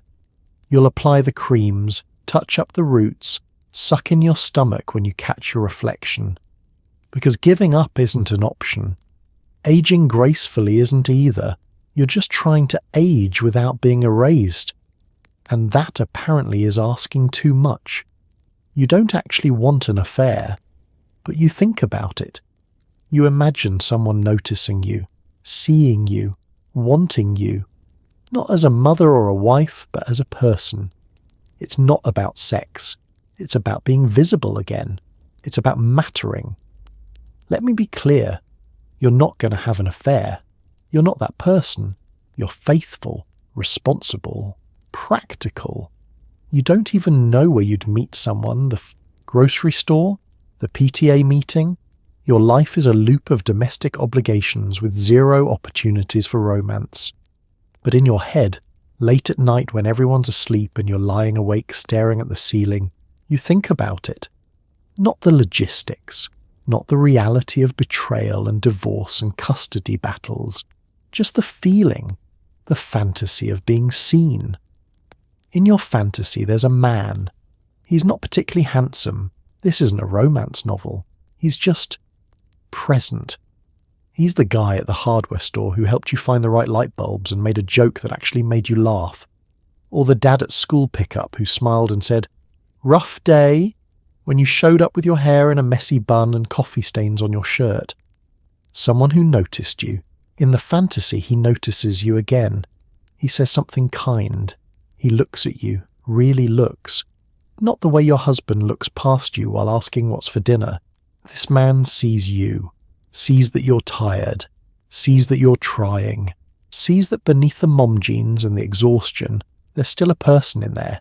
You imagine a conversation, not about kids or groceries or bills, about books maybe, or music, or just thoughts, ideas. The things you used to think about before your brain became a filing cabinet of permission slips and grocery lists. He listens when you talk, he asks follow-up questions, he laughs at your jokes. You remember you used to be funny. In the fantasy, it escalates slowly. A lingering glance, a hand that brushes yours accidentally on purpose, a moment where you both feel it, the electricity, the possibility, the dangerous thrill of being wanted. He tells you you're beautiful, not you look nice today the way your husband mumbles when you've put on makeup, but actually beautiful, and he means it. The fantasy stops there mostly, because actually having an affair would require time, energy and deception, all things you don't have, but also because the fantasy isn't really about sex. It's not even about the man. It's about being noticed, being desired, being something other than mum and honey and the person who knows where everyone's socks are. You're invisible in your own life. Your husband hasn't touched you, really touched you, with intention and desire in months, maybe years. You sleep in the same bed, but you're strangers. When he does want sex, it's perfunctory, quick, efficient, something to check off the list before rolling over and going to sleep. You could be anyone. You could be a pillow. It wouldn't matter. The kids don't see you either. You're the provider of snacks and band-aids and emotional regulation. You're a function, not a person. They love you, sure, but they don't know you. They don't ask what you think or how you feel or who you were before you became their mother. So the fantasy persists, not because you want to blow up your life, but because you want to feel alive. You want to remember what it's like to be wanted, chosen, seen. You want someone to look at you and think, she's interesting. I want to know more about her. Is that so wrong? You roll over in bed. Your husband is snoring beside you, completely unaware that you're lying here fantasizing about a man who doesn't exist. You feel guilty, even though nothing happened, even though it never will. The fantasy alone feels like betrayal, but you can't stop, because in the fantasy, you matter. You're not invisible. You're not just a wife and a mother and a housekeeper and a cook. You're a woman, complex, interesting, desirable, and for just a few minutes, lying in the dark, that's enough to keep you going.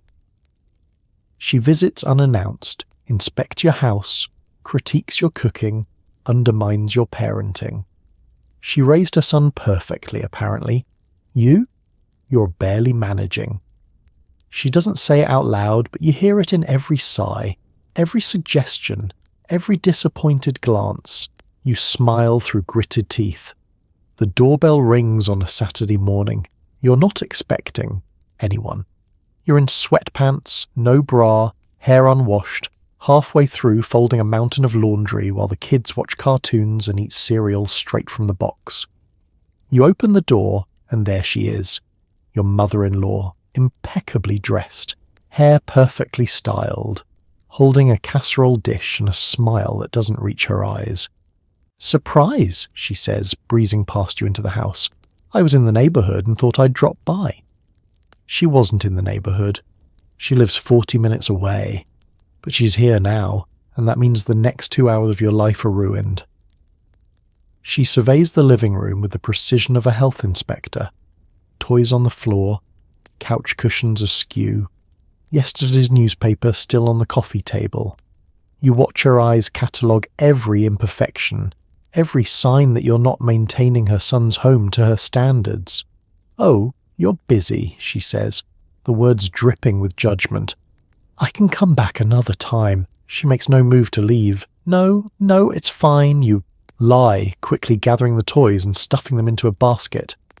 "I was just doing some cleaning." You weren't. You were surviving. But she doesn't need to know that. She moves to the kitchen, sets her casserole dish on the counter, and immediately starts opening cabinets. "Just looking for a place to put this," she says, but you know better. She's inspecting, judging your organisation, noticing the expired canned goods and the haphazard way you've stacked the Tupperware. You know, dear, if you organise these by size, you'd save so much space. You smile. "That's a great idea. I'll do that." You won't do that. You don't have time to do that. But agreeing is easier than arguing. Your husband appears, summoned by the sound of his mother's voice. "Mum, What are you doing here?" He's delighted. Of course he is. She's his mother. The woman who can do no wrong. The woman who raised him perfectly, just ask her. They hug. She kisses his cheek. He asks if she wants coffee. She does. You make it. While the coffee brews, she starts in on the parenting. Where are the children? You tell her they're watching TV. Her face falls. TV on a Saturday morning? We never let you watch TV before noon, remember, sweetheart? She's looking at your husband, who nods obediently. You clench your jaw. Your kids watch TV for 30 minutes. 30 minutes so you could fold laundry in peace. But now you're the bad mother who parks her kids in front of the television. She visits the kids, who are thrilled to see Grandma. She hugs them, tells them how big they're getting, and then, always, slips them candy. You've told her 1,000 times, no candy before lunch. She does it anyway. "Oh, just a little treat," she says, winking at the kids, undermining your authority wrapped in sweetness. Back in the kitchen, she tastes the coffee you made. You can tell by her face it's not right. Too weak, too strong, not the way she makes it. She doesn't say anything, but the slight grimace says enough. Then she opens the casserole dish. "I made your favourite," she tells your husband. "Not our favourite or the family's favourite, his favourite. I know you don't always get home-cooked meals." She glances at you. The implication is clear. You don't cook like she does. Your husband, oblivious, is delighted. "Thanks, Mom. You're the best." You stand there, the woman who cooks dinner every single night, invisible. The visit continues. She critiques the way you've decorated the living room. A little cluttered, don't you think? She questions your choice of laundry detergent. "This brand causes rashes. I'll bring you the one I use." She tells a story about when your husband was a child and she managed the housework, the cooking, and a full social calendar without ever looking frazzled. The subtext: why can't you? Finally, after 2 excruciating hours, she leaves. She hugs your husband, pats the kids on the head, and gives you a tight smile. "You're doing your best, dear," she says. "It's supposed to be encouraging. It feels like an insult." The door closes. You lean against it, exhausted. Your husband is already eating the casserole, humming happily. The kids are wired on candy, and you're left with the distinct feeling that no matter what you do, you'll never measure up to the woman who raised him. The woman who did everything perfectly. The woman who never gets tired, never complains, never struggles. Or at least, that's the version of her he remembers, and that's the version you're expected to be. Your neighbours watch everything. Your lawn, your car, your kids, your curtains. They smile and wave, but they're gathering intel. One wrong move and you're the talk of the cul-de-sac. You perform normalcy like your life depends on it. Because in a way it does. Welcome to the suburbs, where privacy is a myth and everyone's watching everyone else, through Venetian blinds and from behind strategically placed hedges. Your neighbours aren't just people who live nearby, they're a surveillance network, a gossip, mill, and a panel of judges scoring your performance as a wife, mother, and homeowner. And you're never quite sure what the scoring criteria are, which makes it even more terrifying. Take Carol from across the street. She's always outside. Always. Watering her flowers, checking her mailbox, sweeping her already spotless driveway. But really, she's watching. She knows what time your husband leaves for work. She knows when your kids get home from school. She definitely noticed that your grass is getting a little long and that you've been wearing the same cardigan 3 days in a row. She smiles and waves when she sees you. "Beautiful day," she calls out. You wave back, smile plastered on your face, while thinking, "Please don't come over here. Please don't come over here." Then there's the couple next door, the Hendersons. They're young, childless, and their house is always perfect. Their lawn is striped like a baseball field. Their car is always washed. They host tasteful dinner parties, with wine and cheese and adult conversation. You can hear them through the walls sometimes, laughing, enjoying life. Meanwhile, your house sounds like a zoo at feeding time. You know they hear your kids screaming. You know they hear the fights. And you know they're judging. The neighbourhood has an unspoken code of conduct and everyone's expected to follow it. Lawns must be mowed regularly. Cars must be parked in garages, not driveways. Christmas decorations must go up the day after Thanksgiving and come down by January 2nd. Children must be supervised but not coddled. Dogs must be leashed. Trash cans must be brought in promptly after pickup. Break any of these rules, and you'll hear about it, not directly, but through the grapevine. Debbie, 2 houses down, drives a wood-panelled station wagon, is the grapevine's central hub. She knows everything about everyone, whose marriage is struggling, whose kid got suspended, who's having money problems. She collects information like some people collect stamps, and she distributes it just as carefully. "Did you hear about the Millers?" she'll ask, leaning in conspiratorially at the mailbox. "You haven't heard, you never hear. But now you will, whether you want to or not."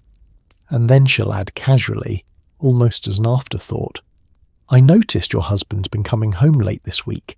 It's not a question, it's a statement, an observation, a reminder that she's watching, that everyone's watching. You start performing." That's what it is, a performance. You make sure the lawn gets mowed. You bring the trash cans in before dark. You dress your kids in clean clothes before they play outside. You smile and wave and make small talk about the weather, the school, the new stop sign they're putting in at the corner.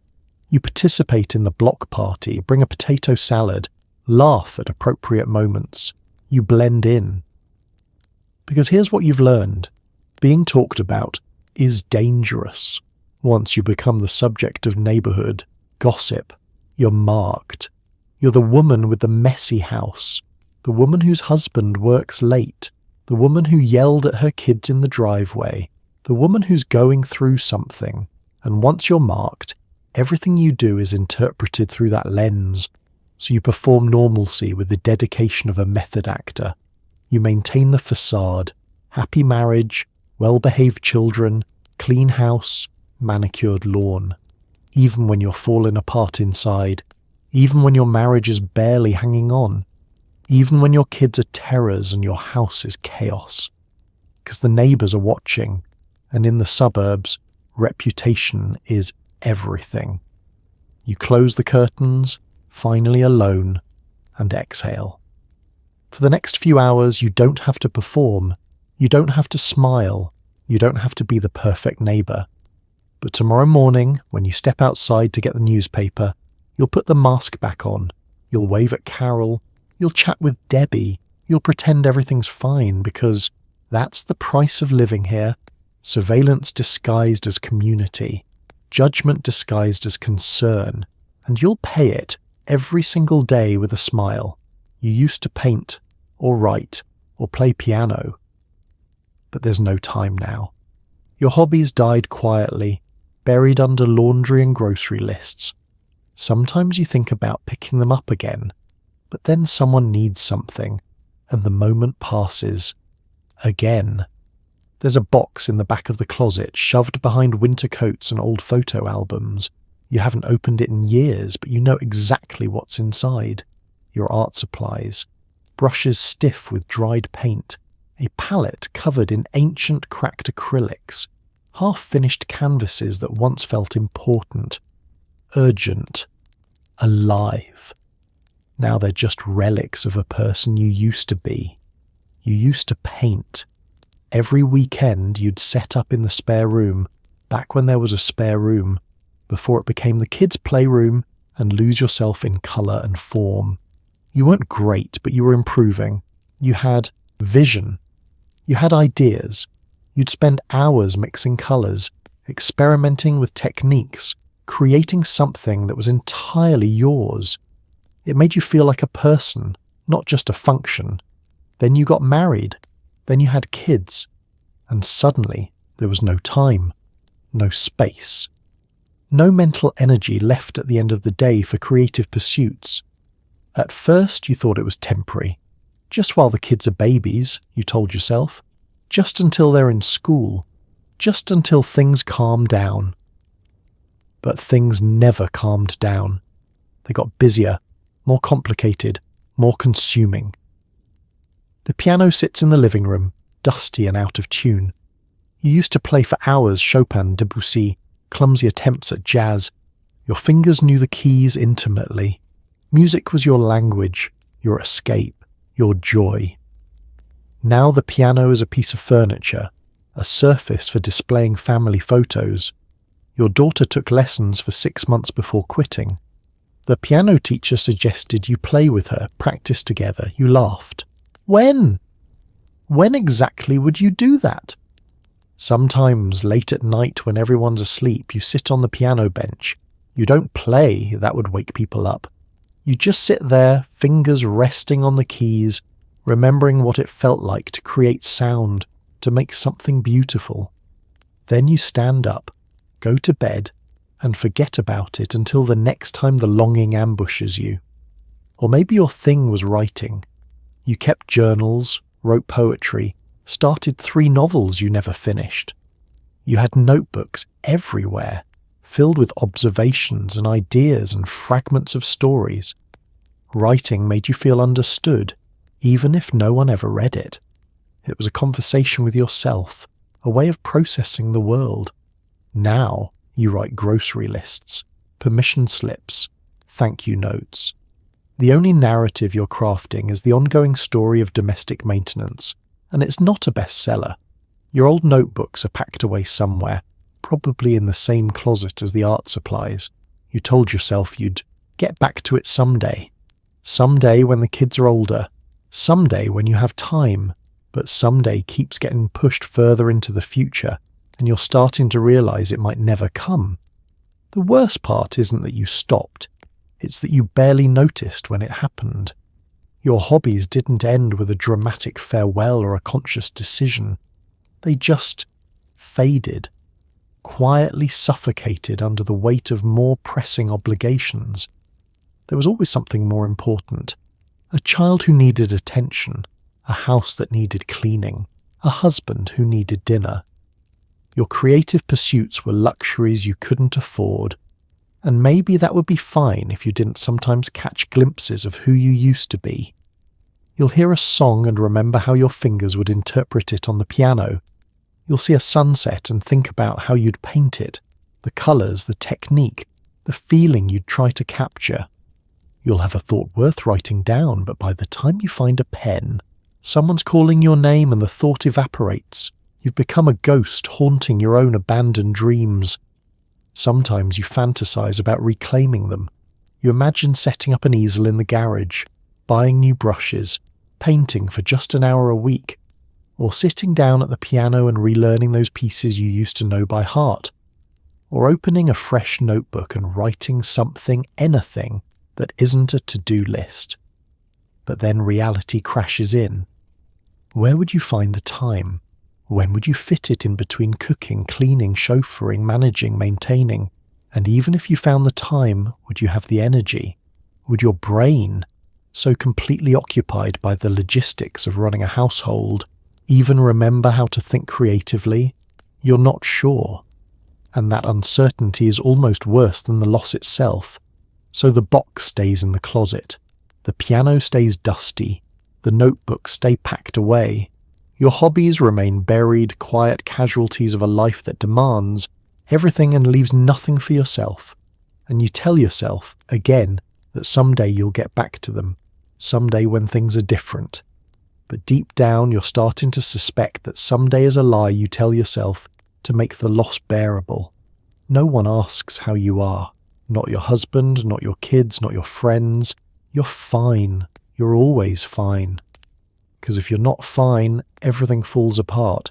So you stay silent, swallowing your feelings, performing strength you don't have. Your husband comes home. How was your day, you ask? Because that's what you're supposed to ask. He tells you, the meeting, the traffic, the annoying co-worker, the deadline. You listen, nod, make sympathetic sounds. When he's finished, he kisses your forehead, grabs a beer and disappears into the living room. He never asks back. It doesn't occur to him. Your day is assumed to be uneventful because you were home.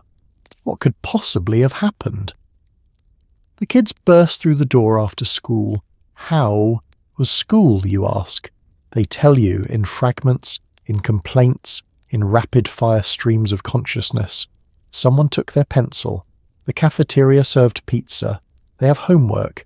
They need poster board for a project due tomorrow that they're just now mentioning. You absorb it all, solving problems in real time, making mental notes. When they're done downloading their day onto you, they scatter. No one asks about yours. Your friend calls. You haven't talked in weeks. She launches immediately into her problems. Her diet isn't working. Her mother-in-law is impossible. Her husband forgot their anniversary. You listen for 45 minutes, offering advice and validation. "What about you?" she finally asks as an afterthought, just before hanging up. "How are you?" "I'm fine," you say automatically. "Everything's fine. It's not fine. Nothing's fine." But the moment has already passed. She's already saying goodbye, already moving on with her life. And even if she'd really wanted to know, even if she'd pressed you for details, what would you say? Where would you even start? The truth is, no one really wants to know how you are. They ask out of politeness, out of social obligation, but they don't want the real answer. They want fine. They want good. They want you to be the stable one, the capable one, the one who has it all together. Because if you're not fine, if you're struggling, then what does that mean for them? If you, the organized, competent, always managing somehow mother and wife, are falling apart, then maybe they're not as secure as they thought. So you stay silent. You swallow the exhaustion, the frustration, the creeping sense that you're disappearing into your own life. You perform fineness like it's your job, because in a way, it is. Your job is to hold everything together, to be the emotional shock absorber for everyone else's stress and need. Your job is to be okay so that everyone else can afford to fall apart. But here's what no one knows. You're not okay. You haven't been okay in months, maybe years. You're tired all the time. You're lonely in a house full of people. You're touched out from children who need constant physical contact, but starved for affection that sees you as a person, not a provider. You're angry about things you can't articulate. You're sad about losses you can't name. And you're silent about all of it. Because who would you tell? Your husband, who hasn't asked a personal question in 3 years. Your kids, who see you as an extension of their needs rather than a separate human being. Your friends, who are all drowning in their own unspoken struggles. Your mother, who would just tell you this is what you signed up for. This is what it means to be a wife and mother. There's no space for your feelings. No room for your struggles. The architecture of your life has been designed around everyone else's needs, and there's simply no place for you to exist as a person with your own interiority, your own pain, your own limits. So you stay quiet. You smile when you're supposed to smile. You nod when you're supposed to nod. You say, "I'm fine" when someone asks, which is rare enough that you've started to wonder if you're becoming invisible, fading into the beige wallpaper of your own existence. Sometimes you fantasize about what would happen if you told the truth. If, when your husband asked, "How was your day?" you said, "Horrible. I'm exhausted. I'm lonely. I need help. I need to be seen. I need someone to care about me the way I care about everyone else." But you know what would happen? Confusion, discomfort. Maybe a patronizing, "Are you feeling okay?" followed by a suggestion that you're being dramatic or hormonal or need to get more sleep. The problem would become yours to fix. Again. So you don't say it. You don't say anything. You just keep going, carrying the weight of your silence, the burden of being perpetually fine even when you're breaking. And the worst part, you've gotten so good at it that you're starting to believe it yourself. Starting to think that maybe you are fine, that maybe this emptiness is normal, that maybe everyone feels this way and you're just weak for struggling with it. But late at night, when everyone's asleep and you're lying there staring at the ceiling, you know the truth. You're not fine. You haven't been fine in a very long time, and no one's going to ask. So you'll wake up tomorrow, put on the mask and perform fineness for another day. Because that's what you do. That's who you are. The woman who's always fine, even when she's dying inside. You see women on TV talking about liberation, careers, independence. Part of you cheers. Part of you feels left behind. You didn't get the memo. Or maybe you did, but you were too busy folding laundry to read it. It's 1983, and feminism is everywhere. You see it on the news. Women in power suits marching for equal pay. Women running for office. Women with briefcases and careers and voices that carry authority. Gloria Steinem is on TV, talking about choices and freedom. Phil Donahue is interviewing women who have it all. The career, the family, the partnership marriage where husbands do dishes. You watch from your living room, folding your husband's underwear, and feel something complicated. Pride, maybe. These women are fighting for something important. They're pushing back against a system that's treated women as second-class citizens for centuries. They're demanding respect, equality, agency. You admire them. You're grateful to them. The world they're building is better than the one you inherited. But also, where were they when you were 19 and everyone told you marriage was your best option? Where were they when you got pregnant and dropped out of college because that's what you were supposed to do? Where are they now, when you're drowning in domestic labour with no paycheck, no pension, no path back to the person you used to be? The feminist movement is happening, but it's happening somewhere else, in cities, in universities, in boardrooms and political offices. Not here, not in your kitchen, not in your life. You read an article in a magazine, Ms. Magazine probably, the one with the feminist essays tucked between the perfume ads. The article talks about the problem with no name, that vague dissatisfaction that educated housewives feel. You recognise yourself in every paragraph. The emptiness, the sense that you're supposed to be grateful for a life that feels like slow suffocation, the guilt about feeling ungrateful in the first place. But the article also talks about solutions. Get a job, go back to school, demand more from your marriage. And you think, sure, with what time? With what money? With what support? These solutions are written for women who have options, resources, backup plans. Not for women like you, who are barely treading water. Your husband sees you reading the magazine. Feminism stuff, he asks vaguely. Dismissive. You're not one of those women, are you? It's not really a question. It's a warning. Don't get ideas. Don't start making demands. Don't upset the arrangement that works so well for him. No, you say, closing the magazine. Just reading. But you are one of those women.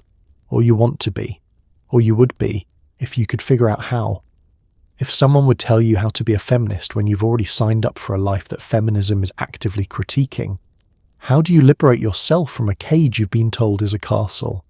Some of your friends are working now, not careers exactly, jobs, secretary positions, retail, part-time work that brings in a little money and gets them out of the house. They talk about it cautiously, like they're admitting to something mildly scandalous. It's just a few hours a week, they say, just for extra money.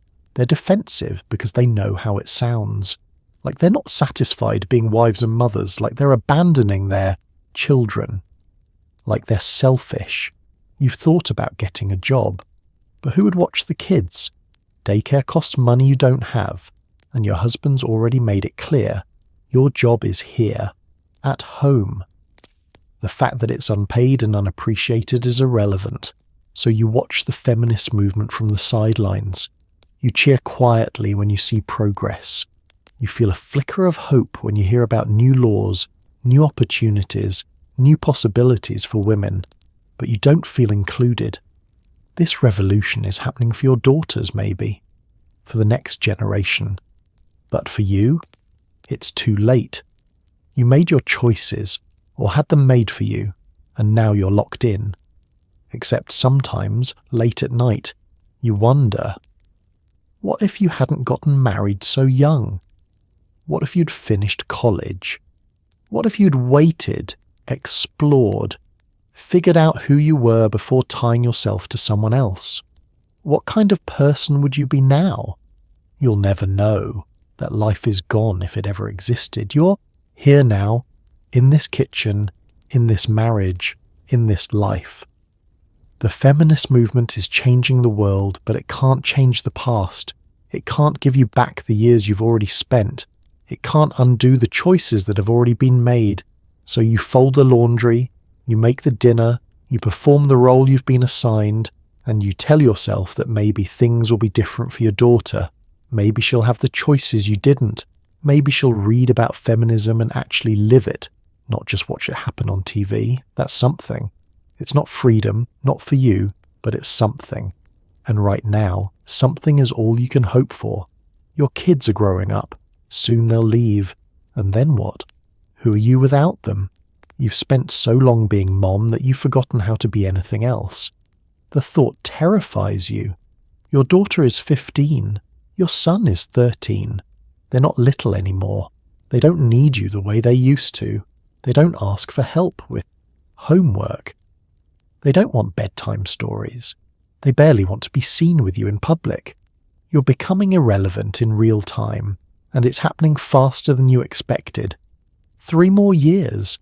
Maybe 5 if your son doesn't get into his first choice college. But soon, terrifyingly soon, they'll be gone. Off to college, or jobs, or marriages of their own, and you'll be here, in this house, with your husband, alone. The thought makes your chest tighten. For the last 18 years, your entire identity has been built around these kids. You're not just a mother, you're their mother. You're the person who knows your daughter hates mushrooms and your son is afraid of thunderstorms. You're the one they call for when they're sick, scared, or sad. You're the center of their universe, even as that universe grows and shifts and starts to exclude you.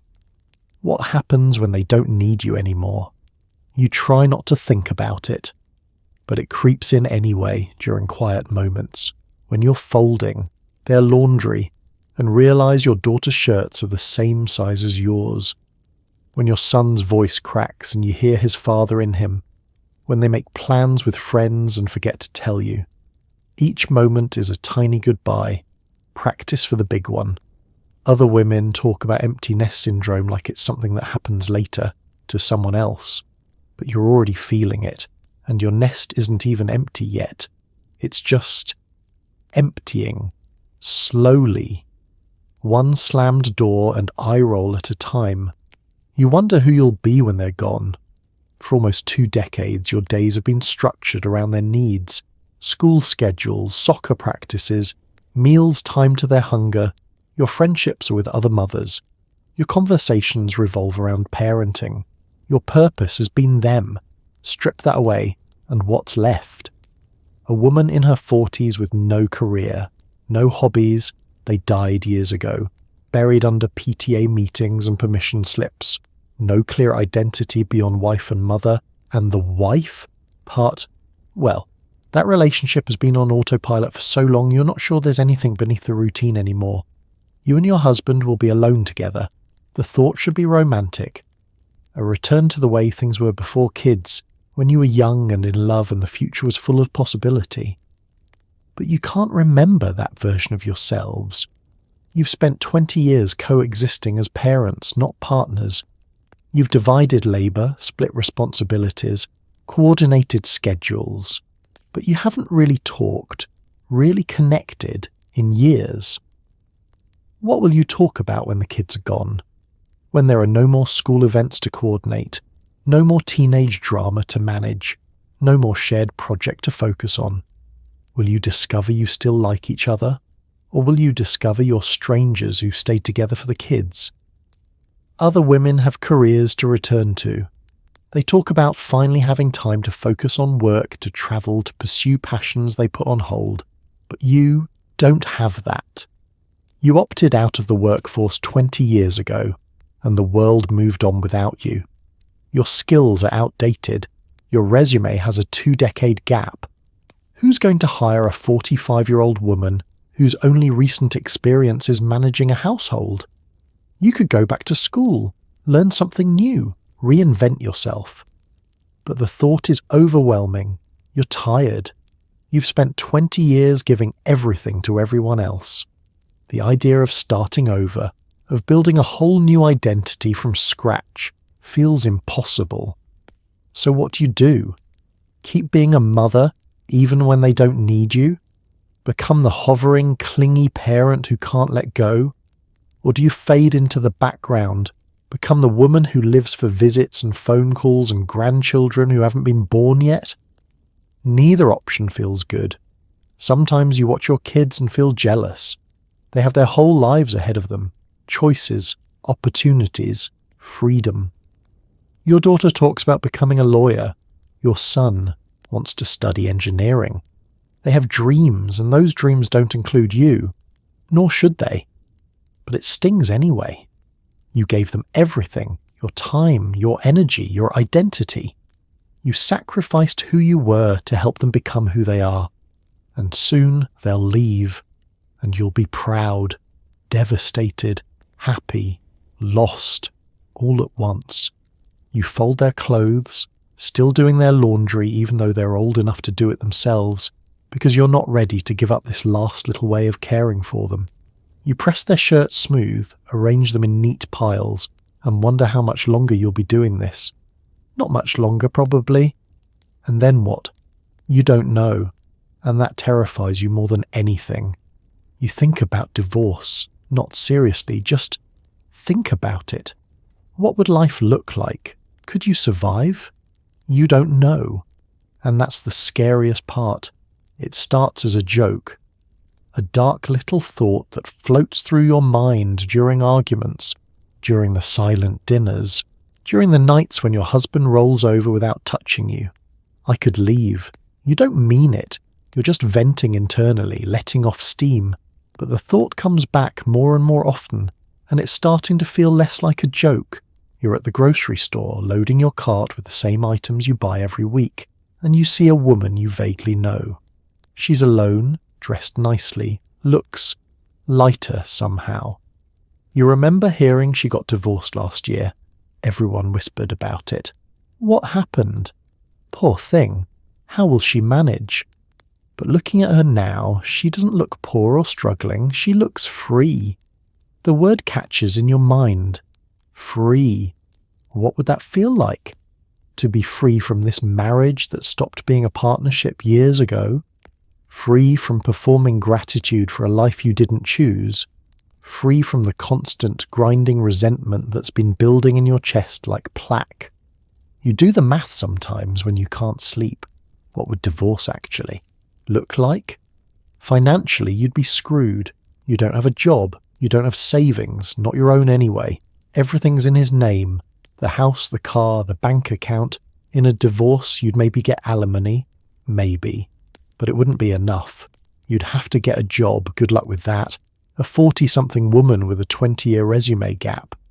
You'd probably have to move to a smaller place, an apartment. The kids would have to change schools. The kids, that's the big one. What would divorce do to them?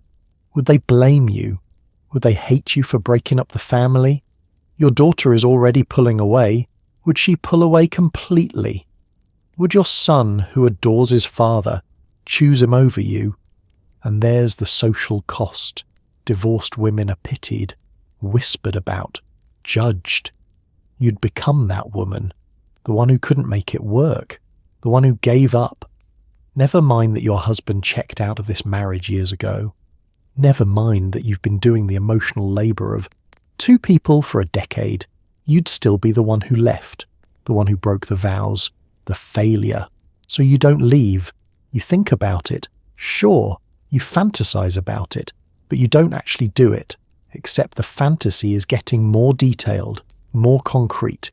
You've started noticing apartments when you drive through town, small 1-bedrooms with big windows. You imagine living alone, quiet, no one to cook for, no one to clean up after, just you. in a space that is entirely yours. It sounds peaceful. You have a friend who got divorced 3 years ago. She was a mess at first, crying, scared, convinced her life was over. But now, she's thriving. She went back to school, got a job, started dating. She talks about her ex with detached politeness, like he's someone she used to know. And when you see her, she radiates this energy you haven't felt in years. She's living. Not just surviving, but actually living. You wonder if you could do that. If you could blow up your life and rebuild it into something better. Something yours. But there's the fear. The bone-deep, paralyzing fear of the unknown. This marriage might be hollow, but it's familiar. You know how it works. You know the rules. Divorce would be chaos, uncertainty, risk. And you've spent your entire adult life avoiding risk, playing it safe, doing what you're supposed to do. Plus, there's the guilt. You made vows, in sickness and health, till death do us part. Your marriage isn't abusive. Your husband isn't cruel or violent. He's just absent, checked out, going through the motions. Is that enough of a reason to leave? Is emotional neglect grounds for divorce? Or are you just being dramatic? You don't know. You genuinely don't know. So you stay. You keep making dinner, doing laundry, sleeping beside a man who feels like a stranger. You keep performing wife, performing fine, performing satisfied. But the whisper gets louder. The thought gets more persistent. I could leave. I could actually leave. And one day, maybe not today, maybe not this year, but one day, that whisper might become a roar, might become action, might become the moment you choose yourself over the security of a marriage that stopped nourishing you years ago.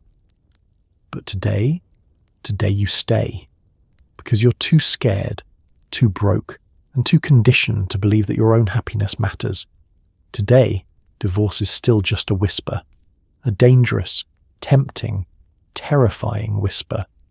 But it's getting louder.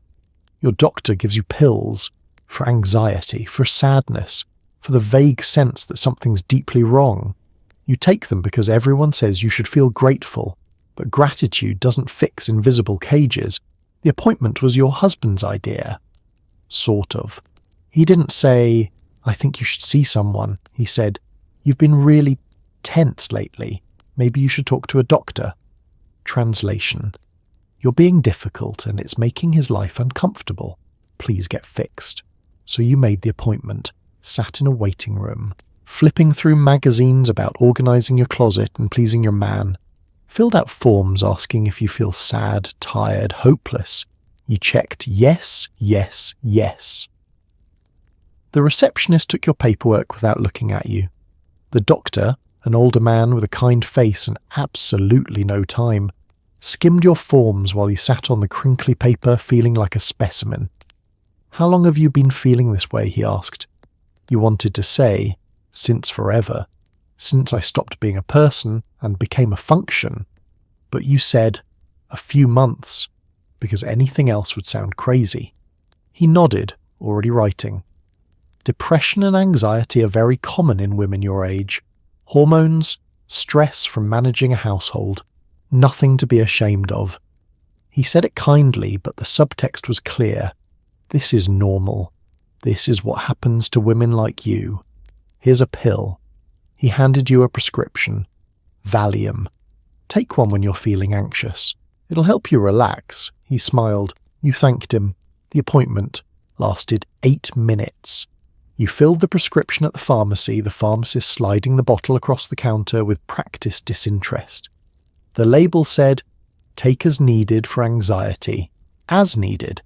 How often is that? Every day? Every hour? How much anxiety is acceptable before you're allowed to medicate it away? You took the first pill that night, after dinner, after cleaning the kitchen, after helping with homework and mediating a fight between the kids. You sat on the couch, waiting to feel different. It crept in slowly, a softness, a distance. The edges of your worry got fuzzy. The tightness in your chest loosened. You felt less. It was a relief, genuinely. For the first time in months, you weren't vibrating with anxiety, weren't mentally cataloguing everything that could go wrong, weren't trapped in your own mind. You were just calm. Numb, maybe, but calm. Your husband noticed. You seem better, he said. Better, quieter, more compliant, easier to deal with. You smiled and nodded. You were better. The pill said so. You started taking them regularly, one in the morning to get through breakfast chaos, one in the afternoon to survive grocery shopping and errands, one at night to sleep without your brain replaying every failure and inadequacy on a loop. The bottle emptied fast. You refilled it. The pharmacist didn't ask questions. Other women took pills too. You heard about it in hushed conversations, the way people talk about shameful secrets. My doctor gave me something for my nerves. I've been taking a little something to help me cope. Everyone was medicating. Everyone was coping. No one was actually addressing why they needed to cope in the first place. The pills helped, sort of. They dulled the despair, smoothed out the rage, made the mundane bearable, but they also flattened everything else. Joy, when it appeared, felt muted. Laughter felt distant. You were functional, which is what everyone wanted, but you weren't really present. You were a version of yourself running on low battery, enough to get through the day, but not enough to actually live it. And here's the thing. The pills didn't fix anything. They didn't give you more time, didn't make your husband more attentive, didn't make your life less empty. They just made you care less about the emptiness, which, in a way, was exactly what everyone wanted. A woman who didn't complain, who didn't demand, who smiled and kept going, medicated into compliance. You became very good at managing your dosage, enough to function, not enough to feel sedated, enough to take the edge off, not enough to stop caring entirely. It was a delicate balance, a tightrope walk between coping and disappearing. Sometimes you wondered, what would happen if you stopped taking them? Would the anxiety come roaring back? Would you fall apart? Or would you finally feel something real, even if that something was rage or grief, or the terrifying clarity that this life is not sustainable? You didn't stop. You kept taking them, because functional was better than the alternative, because everyone needed you to be okay, because the pills were easier than actually addressing the problem. The prescription bottle sat on your nightstand, a little orange monument to medicated motherhood. Take as needed. As needed. You needed them every day, and that right there should have told you something. But the pills made sure you didn't think about it too hard. So tonight, as you drift off to sleep in your climate-controlled bedroom with your career and your bank account and your dishwasher that actually works, maybe take a moment to think about her, the 1980s housewife, your mother maybe, your grandmother, your aunt, the woman in the faded photograph wearing shoulder pads and a tired smile. She woke up before dawn and went to bed after midnight. She cooked 3 meals a day from scratch, managed an entire household on a single income she didn't control, and raised children while slowly disappearing into the beige wallpaper of suburban America. She was essential and invisible, overworked and undervalued, constantly performing a role that demanded everything and offered nothing in return except the satisfaction of knowing everyone else was taken care of. She didn't have a retirement plan or a career trajectory or a path to independence. She had a vacuum cleaner, a station wagon, and a persistent headache no one took seriously. She medicated her despair with Valium, coloured her grey hair in bathroom sinks, and smiled through the loneliness of being surrounded by people who needed her, but never really saw her. And here's the thing, she survived. Against odds that were stacked impossibly high, she survived. She found moments of joy in soap operas and Tupperware parties. She built friendships in grocery store aisles and PTA meetings. She loved her children fiercely, even when that love consumed her entirely. She held families together with nothing but willpower, guilt, and an endless supply of casserole recipes. She wasn't liberated. She wasn't empowered. She wasn't living her best life. But she was resilient in ways we're only beginning to understand. She endured a kind of erasure that happened in broad daylight, accepted as normal, even celebrated as virtue. And she did it without complaint mostly, because complaining would have made her difficult. And difficult women didn't survive the 80s unscathed. The world has changed since then. Women have options now that she couldn't have imagined. Bank accounts in their own names, careers that don't end with marriage, laws that recognise domestic labour, at least in theory. The feminist movement she watched from the sidelines eventually opened doors for her daughters and granddaughters. Progress happened, slowly, imperfectly, but it happened. But we shouldn't forget what it cost. We shouldn't forget the millions of women who spent their lives in service of everyone else, whose work built the foundation for everything that came after, whose names are already fading from family trees and photo albums. The invisible women, the housewives, the ones who were there, always there, until suddenly they weren't. So tonight, thank her. Thank the woman who made your existence possible, who gave up her dreams so someone else could chase theirs, who worked without pay or recognition, or even basic appreciation. Thank her for the meals and the clean clothes and the emotional labour that held everything together. And then, maybe, make a promise that her invisibility won't be repeated, that the work of caring for others will be valued, seen, compensated, that no one else has to choose between having a life and having a family, that the next generation of women and men will share the labour more equally, more fairly, more humanely. Because history may not remember the 1980s housewife, but we should, not with pity, not with condescension, but with honest recognition of what she gave and what was taken. She was there, she worked, she mattered, even if the world pretended she didn't. So close your eyes, rest easy. And tomorrow, when you wake up with choices and possibilities, and a life that's at least partly your own, remember, someone made that possible. Someone who looked a lot like her. Someone who deserved better than she got. Sleep well. Dream of a world where care work is valued, where mothers aren't erased, where invisible labour finally becomes visible. Because she never got to see that world. But maybe, if we remember her, we can build it. Good night.